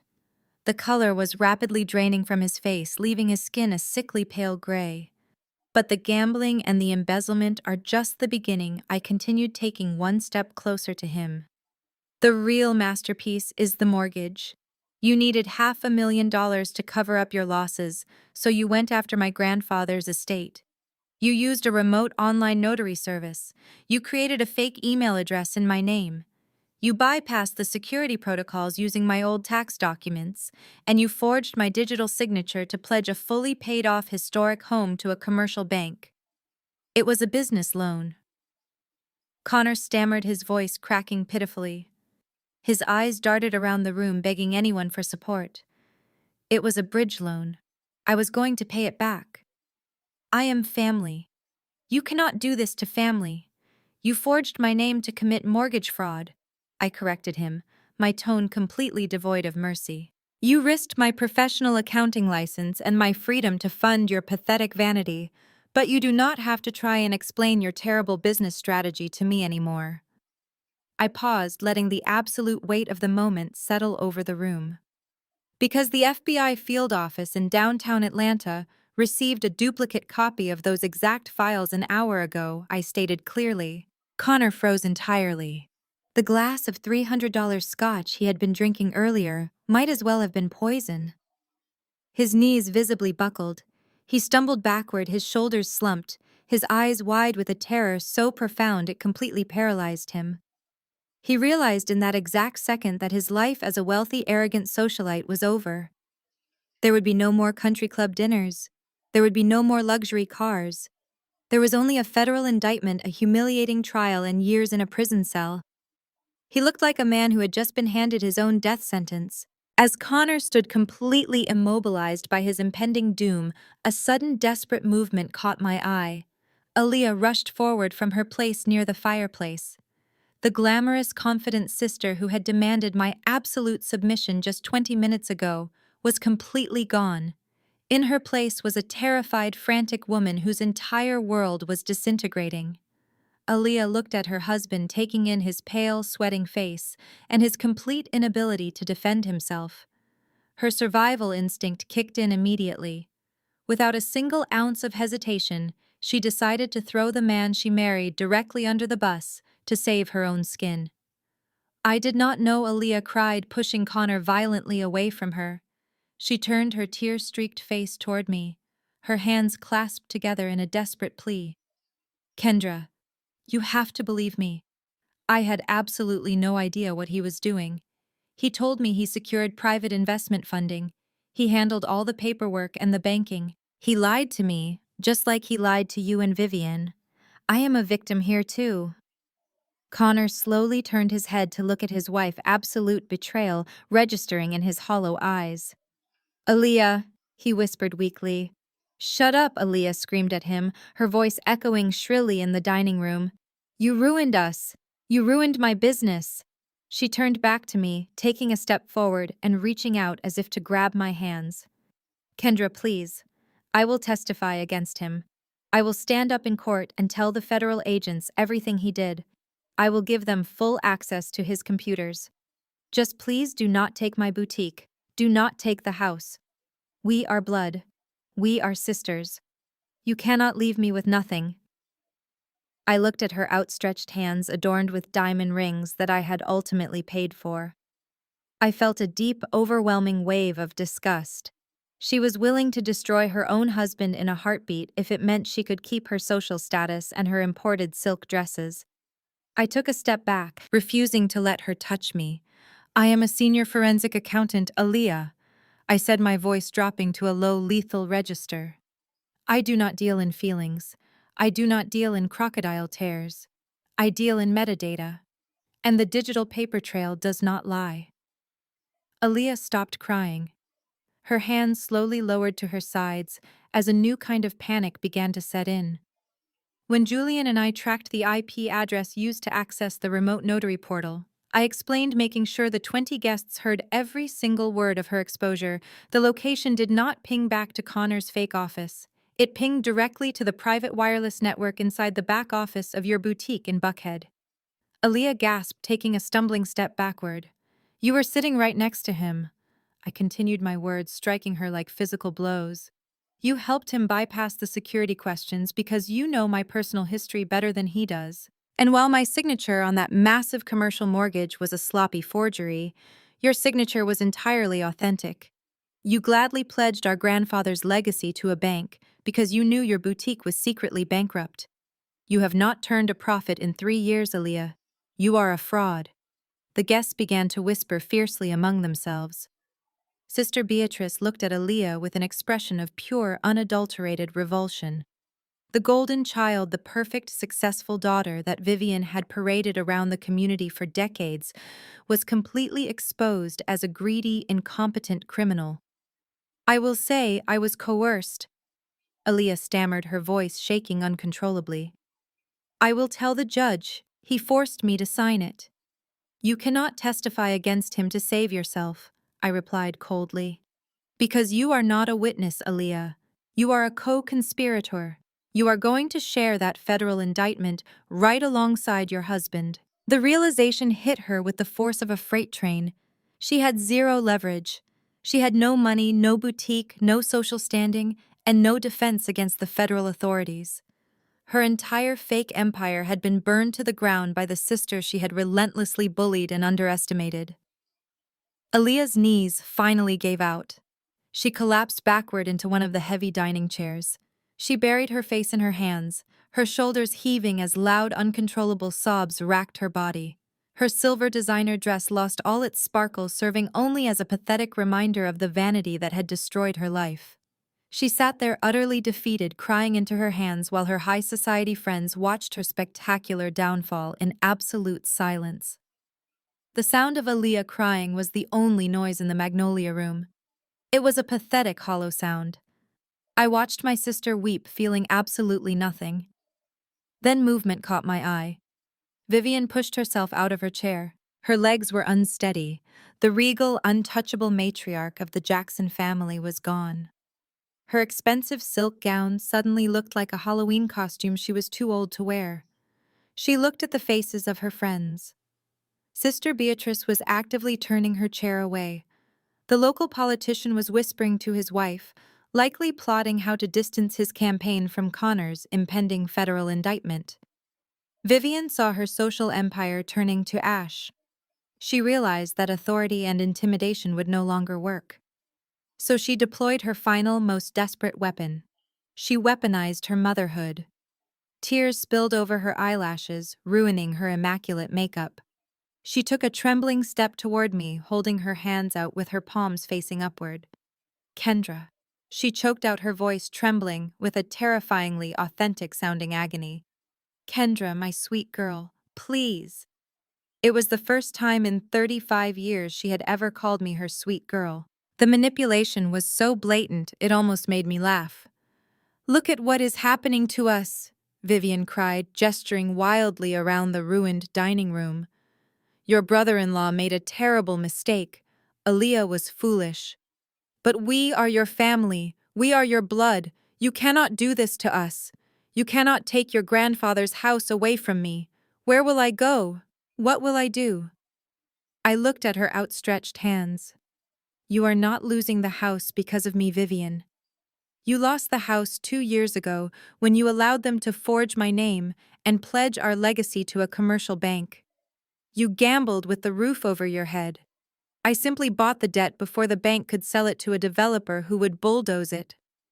Vivian shook her head violently, refusing to accept accountability. She dropped to her knees. The wealthy guests gasped as the matriarch of the Jackson family kneeled on the hardwood floor among the shattered crystal and spilled champagne. She reached out and grabbed the hem of my burgundy gown.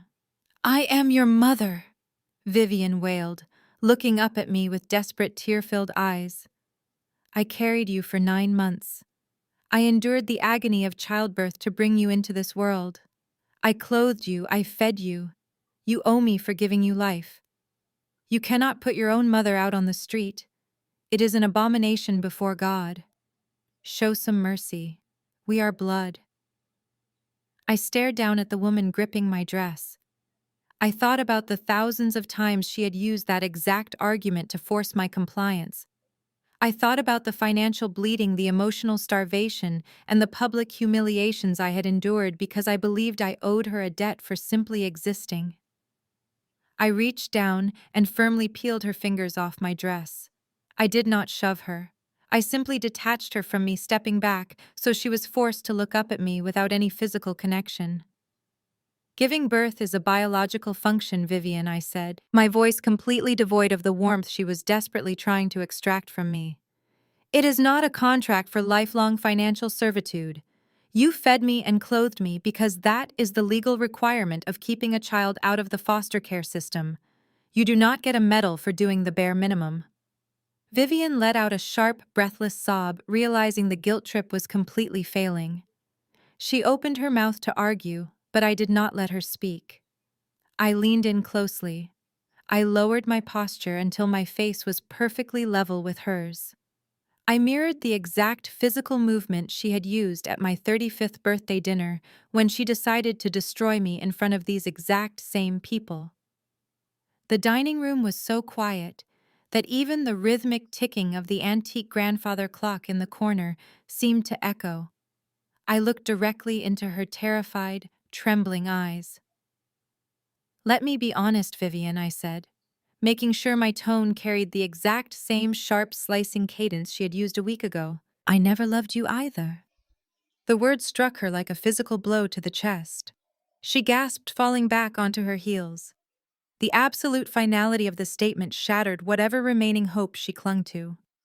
The power dynamic of the Jackson family, which had dictated every moment of my life for 3 decades, was permanently and entirely obliterated.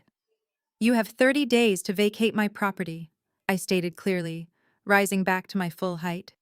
"If you, Aaliyah, or Connor leave so much as a single scratch on the hardwood floors, or attempt to remove any of the historic fixtures my grandfather installed, I will instruct Julian to add civil property damage to your federal forgery charges." The guests broke their silence, murmuring in shocked, frantic whispers. But not a single person stepped forward to defend Vivian. No one offered to let her stay in their guest houses. No one offered to write her a check to cover her moving expenses. They looked at her with pure, unadulterated disgust. In their high society world, losing money was a tragedy, but committing federal fraud to maintain an illusion was an unforgivable sin. Vivian was officially a pariah. I turned my attention to my attorney. Julian was already closing his laptop and packing the projector back into his leather briefcase with calm, practiced efficiency. "We are done here, Julian," I said. "I will have the formal eviction notices delivered by a process server tomorrow morning at 8 o'clock sharp," Julian replied, snapping the clasps of his briefcase shut. I did not look at Connor, who was still frozen in a state of catatonic terror. I did not look at Aaliyah, who was rocking back and forth in her chair, weeping into her hands. And I did not look back down at Vivian, who remained kneeling on the floor, weeping into the ruins of her fake empire. I turned my back on all of them. I walked toward the heavy oak doors of the Magnolia Room. The sharp, authoritative click of my stilettos against the hardwood floor was the only sound accompanying my exit. The guests actually parted ways to let me pass, offering me a wide, respectful berth. I pushed the doors open and walked out into the cool, quiet hallway of the country club.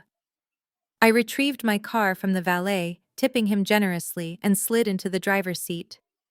As I started the engine and drove away from the Oakwood Country Club, I looked at the dark Atlanta skyline. I was completely alone, but for the first time in my 35 years of life, the silence did not feel lonely. It felt exactly like freedom. The morning after the country club dinner brought a swift and brutal reality check to the Jackson family. At exactly 8 o'clock, just as Julian had promised, a fleet of process servers descended upon my former relatives. I sat in my quiet, sunlit kitchen, drinking my dark roast coffee and watching the digital delivery confirmations roll into my secure email inbox. The formal eviction notice was taped to the heavy oak front door of my grandfather's estate. The foreclosure documents were legally served. The trap had entirely snapped shut, and the financial reckoning I had orchestrated was executing flawlessly. Connor did not even wait for the sun to rise completely before making his move. The sheer terror of federal prison completely shattered whatever delusional Wall Street bravado he had left. According to the court documents that would later become public record, he woke up at 4 in the morning, packed a single duffel bag with his expensive designer clothes, and drained the last remaining $4,000 from a hidden checking account. He left Aaliyah sleeping in their bed and slipped out of the house like a coward in the night. He jumped into his leased luxury sports utility vehicle and hit the interstate, making a desperate dash for the Florida state line. He was likely hoping to find a private charter boat or a quiet flight out of the country before the authorities could freeze his passport. He did not make it very far. Julian had not been bluffing when he said the Federal Bureau of Investigation already had the files. The federal authorities had moved with aggressive speed, flagging Connor's license plates across the state database. State troopers and federal agents intercepted his vehicle just outside of Valdosta. The arrest was not a quiet, dignified affair. The local news stations somehow acquired the highway dashboard camera footage. By noon, the entire city of Atlanta was treated to the spectacular sight of Connor, dressed in a wrinkled designer tracksuit, sobbing hysterically while being pressed face down against the hood of his car. The arrogant man who had stormed into my corporate office threatening to take my accounting license was now sitting in a federal holding cell, wearing a bright orange jumpsuit and begging for a public defender. With Connor locked away and facing a massive federal indictment for wire fraud and embezzlement, the full weight of the financial devastation crashed down directly onto Aaliyah. Her downfall was swift and aggressively public.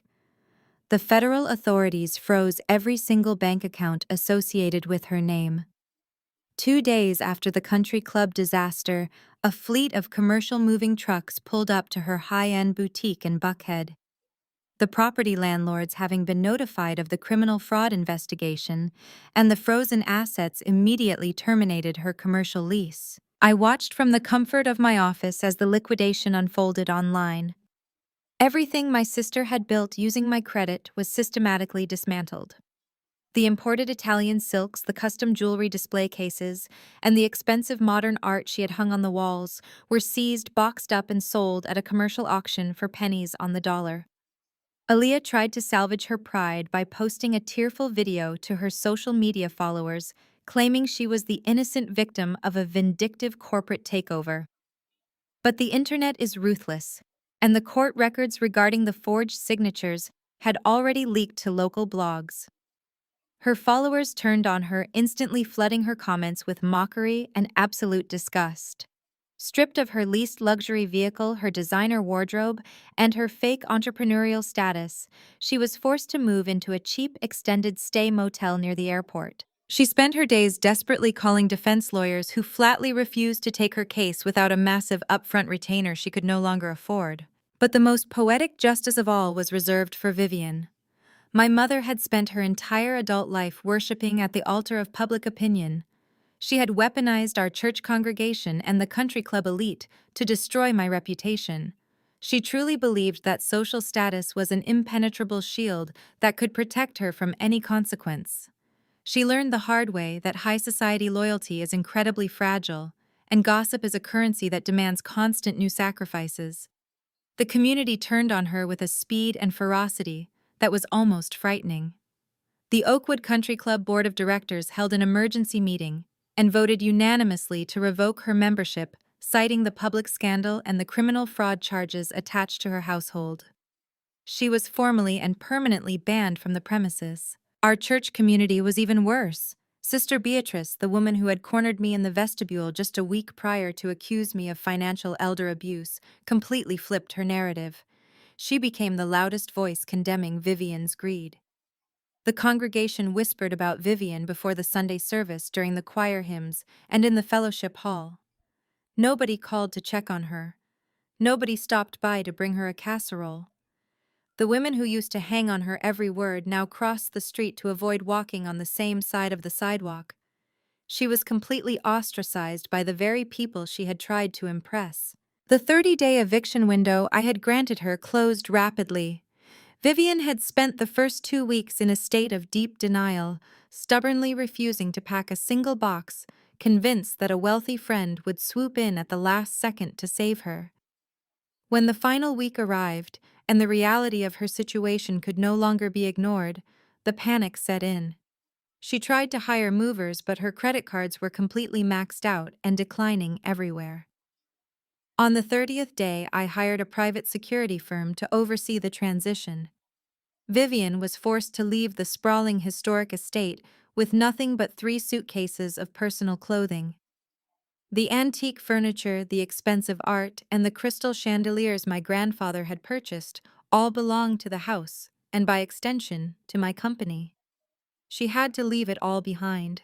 With no money, no credit, and no friends willing to take her in, Vivian was completely out of options. The woman who had spent her life judging others for their lack of wealth was forced to sign a lease on a tiny, cramped one-bedroom apartment in a decaying building on the far outskirts of the city. The neighborhood was loud. The hallway smelled of old cooking oil, and the barred windows looked out over a busy concrete highway. There were no country club galas. There were no high society dinners. There was only the deafening silence of a telephone that never rang, and the crushing absolute isolation she had built entirely for herself. The heavy diesel engine of the final moving truck rumbled down the long, winding driveway, carrying away the last physical traces of Vivian Jackson. I stood on the wide wraparound porch of my grandfather's estate, leaning against one of the thick oak pillars he had carved with his own hands decades ago. The heavy iron gates at the end of the property slowly swung shut, locking with a definitive, satisfying metallic click. The late afternoon sun filtered through the canopy of the ancient weeping willow in the front yard, casting long, peaceful shadows across the freshly cut grass. The air felt remarkably light. For the first time in my 35 years, this property did not feel like a suffocating fortress of impossible expectations. It just felt like a house waiting to breathe again. I turned the heavy brass knob and pushed the front door open. The silence inside was absolute and echoing.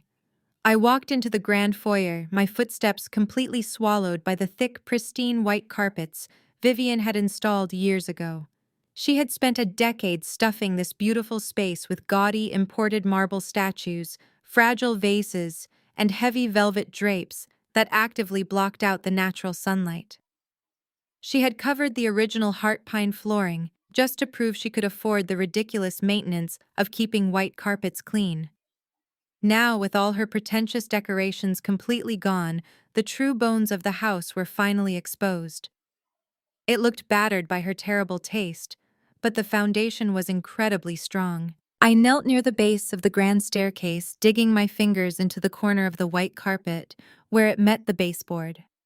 I gripped the thick fabric and pulled backward with all my strength. The sharp tearing sound of staples ripping out of the wood echoed sharply in the empty foyer. A cloud of trapped dust bloomed into the air as I peeled back a 3-foot section of the carpet. Beneath the ugly manufactured padding lay the original dark, rich heart pine wood my grandfather had laid down plank by plank. It was scratched and desperately needed polishing, but it was authentic. It was real. Stripping away that small piece of carpet felt like ripping off a heavy bandage. I stood up and moved slowly through the first floor, letting my eyes trace the crown molding and the high ceilings. I stepped into the formal dining room. This was the exact spot where Vivian used to hold her agonizing Sunday dinners, using the head of the table as her personal pulpit to belittle my career and praise Aaliyah's fake accomplishments. I stood in the dead center of the room, closing my eyes. I could almost hear the ghosts of their mocking laughter and the clinking of their crystal glasses. I remembered the endless critiques about my clothes, my weight, and my quiet personality. But instead of the familiar tightness in my chest, I felt nothing but a cool, sweeping wave of absolute indifference. The power those memories held over me had vanished the moment I watched Connor get pressed against the hood of his car on the evening news. The room was just a room. The toxicity had not seeped into the drywall. It had walked out the front door with my mother, completely contained within her 3 suitcases. I left the dining room and walked down the main hallway toward the back of the house. I stopped in front of a solid oak door that Vivian had kept firmly locked for the past 10 years. It was my grandfather's old study. Vivian hated this room with a passion. She thought the dark wood paneling and the built-in bookshelves were too rustic, too working class for her high society image. She had used it as a glorified storage closet, stacking boxes of seasonal decorations over his beautiful architecture. I pushed the door open. The smell of old cedar and aged paper immediately hit me, a scent that instantly transported me back to my childhood. The room was empty now, but the heavy wooden shelves still lined the walls. I walked over to the far corner of the room, tracing my fingers along the dusty wooden panels. Down near the baseboard, hidden behind where Vivian used to stack boxes of fake Christmas garlands, I found a series of small, faded pencil marks etched directly into the wood. I crouched down to look closer. It was a height chart. There was a tiny notch marked with the letter A for Aaliyah, followed by a slightly higher notch marked with the letter K for Kendra. My grandfather had measured us here every single summer. He had built this house to be a sanctuary for his family, a place where his granddaughters could grow tall and strong, protected from the harsh realities of the world. He had no idea that his own daughter-in-law would turn his sanctuary into a psychological battleground. Kneeling there, touching those faded pencil marks, the final lingering remnants of my resentment melted away entirely. I realized that fighting for this house was not just about punishing Vivian or securing a highly valuable financial asset. It was about rescuing a legacy that actually mattered. My grandfather's hard work deserved to survive. It deserved to be stripped of the superficial suffocating layers Vivian had plastered over it, and restored to the warm, authentic home it was always meant to be. I stood up, pulled my phone from my pocket, and walked over to the large bay window overlooking the overgrown, neglected backyard. I did not open my banking application or my corporate email. I opened my contacts list and tapped on the name of Warren, the most sought-after historical restoration architect in Atlanta. The phone rang twice before he answered. "Good afternoon, Kendra Warren," said his voice warm and professional. "I saw the news about your firm acquiring the Jackson estate note. It is a brilliant piece of property. What can I do for you?" "I have a massive project that requires your immediate attention, Warren," I said, looking out at the massive oak trees lining the property. "I want you to bring your best crew to the estate tomorrow morning. I want every single inch of the white carpet ripped up and thrown into a dumpster to expose the original pine. I want the heavy drapes permanently removed to let the sunlight back in. We are going to tear down the fake columns Vivian added to the patio and strip the paint off the original brickwork." I spent the next hour walking through every single empty room with Warren on speakerphone. I described my vision with forensic precision, tearing down the gaudy additions and planning the complete resurrection of my family's true history. I authorized an unlimited budget for the restoration, ensuring that only the finest materials and craftsmen would touch the house. The Jackson legacy was no longer a heavy, toxic weapon used to control my finances and destroy my self-esteem. It was a blank canvas, and I was finally holding the brush. 6 months later, the Sunday sun poured through the massive unblocked bay windows of the restored Jackson estate. Warren and his architectural crew had worked absolute miracles. The heavy, suffocating white carpets were nothing but a distant memory, replaced by the warm, glowing finish of my grandfather's original heart pine floors. The gaudy fake columns on the patio had been demolished, revealing the beautiful historic brickwork beneath. The heavy velvet drapes that Vivian had used to block out the world were gone, allowing natural light to flood every single room. The house finally felt like it was taking a deep, long breath after being submerged underwater for a decade. I stood in the completely remodeled kitchen, pulling a heavy cast-iron Dutch oven from the stove. The rich, savory aroma of braised short ribs, garlic butter, mashed potatoes, and roasted asparagus filled the air. There was no dry, pretentious catering today. There were no expensive, tasteless hors d'oeuvres designed merely to impress country club socialites. I was cooking a real meal, a comforting Sunday dinner, the kind my grandfather used to talk about before Vivian hijacked the family traditions. The doorbell chimed, a bright and cheerful sound that echoed pleasantly through the wide hallway. I wiped my hands on an apron, walked to the front door, and pulled it open. My best friend Chloe stood on the porch holding 2 bottles of expensive red wine and wearing a massive, genuine smile. Chloe had been my roommate in college, the one who held my hand through late-night study sessions, while my family ignored my academic achievements to focus entirely on Aaliyah's social calendar. Right behind her walked Harrison, the senior partner at my accounting firm who had mentored me for years, treating me with the professional respect and fatherly pride I had never received at home. He was holding a fresh bouquet of sunflowers accompanied by his lovely wife. Within 20 minutes, the house was full. Elias, my brilliant private wealth manager, arrived with a box of gourmet chocolates. Julian, my terrifyingly efficient corporate attorney, walked in, looking surprisingly relaxed in a casual linen button-down shirt, leaving his ruthless courtroom persona at the door. We gathered in the formal dining room, the exact same space where Vivian had tried to execute my public humiliation. But the energy in the room was entirely different today. The table was not set with the fragile, pretentious crystal that Aaliyah used to shatter. It was set with beautiful, durable stoneware. There was no seating hierarchy. There was no agonizing tension hovering in the air. There was only the warm, overlapping sound of genuine laughter and easy conversation. I took my seat at the head of the table. I watched Julian tell a hilarious story about a ridiculous deposition he had taken earlier that week. I watched Chloe pour wine for Harrison, the two of them debating the best restaurants in downtown Atlanta. I leaned back in my chair and simply observed them. These people were not bound to me by genetics or legal obligation. They did not share my last name. But they were my family. They were the people who celebrated my promotions instead of demanding my paycheck. They were the people who asked me how I was doing and actually waited to hear the answer. They did not view my success as a threat to their ego or a personal bank account to be drained. They respected my boundaries, valued my presence, and loved me for exactly who I was. As the evening progressed, I realized something profound. I was not anxious.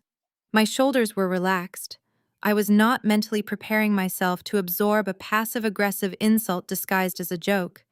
I was not quietly calculating how much money I would need to transfer tomorrow to cover someone's careless mistake. The invisible, crushing weight of the Jackson family expectations had been completely lifted from my chest. I had not spoken a single word to Vivian since the day the private security firm escorted her off this property. I did not need to. The church grapevine, which she had once weaponized against me, occasionally delivered unprompted updates. Vivian was still living in that cramped, noisy apartment on the outskirts of the city. She spent her days complaining to anyone who would listen, entirely incapable of understanding that her own arrogance had sealed her fate. Connor was currently residing in a federal penitentiary in Pennsylvania, serving a 5-year sentence for wire fraud and embezzlement. His Wall Street bravado had been completely erased by the reality of a concrete cell. Aaliyah, stripped of her fake boutique and her stolen wealth, was managing a discount retail store in a dying suburban mall. She was permanently cut off from the high society world she had sacrificed everything to impress. They were no longer my problem. They were just ghosts of a life I no longer lived, trapped in the ruins of the fake empire they had tried to build on my back. Harrison stood up gently, tapping his spoon against his water glass to get the table's attention. He raised his glass of red wine, looking directly at me, with a warm, proud smile. "I want to propose a toast," Harrison said, his voice carrying easily through the joyful room. "To Kendra, a brilliant accountant, a fierce protector of her own peace, and the most generous friend anyone could ask for. We are all so incredibly proud of the woman you are, and we are honored to sit at your table. Here is to new beginnings, to authentic love, and to a beautifully restored legacy." Hear, hear, the table echoed in unison, raising their glasses high in the air. I raised my own glass, a genuine joyful smile spreading across my face. I took a sip of the wine, letting the warmth of the moment wash over me completely. I looked around the table at my chosen family, feeling a deep, unshakable sense of peace. Toxic families rely on your silence to survive. They depend on your guilt, your misplaced loyalty, and your desperate hope that one day they will magically change into the people you need them to be. But the truth is, they will never change as long as you keep paying the price for their cruelty. When they tell you who they are, believe them. And when they tell you they do not love you, thank them. Because that is the moment you finally gain the freedom to love yourself. The most powerful lesson here is that blood does not entitle anyone to your peace or your sanity. Toxic family members often weaponize guilt to maintain control while secretly exploiting your generosity. Refusing to finance your own abuse is not selfish. It is the ultimate act of self-respect.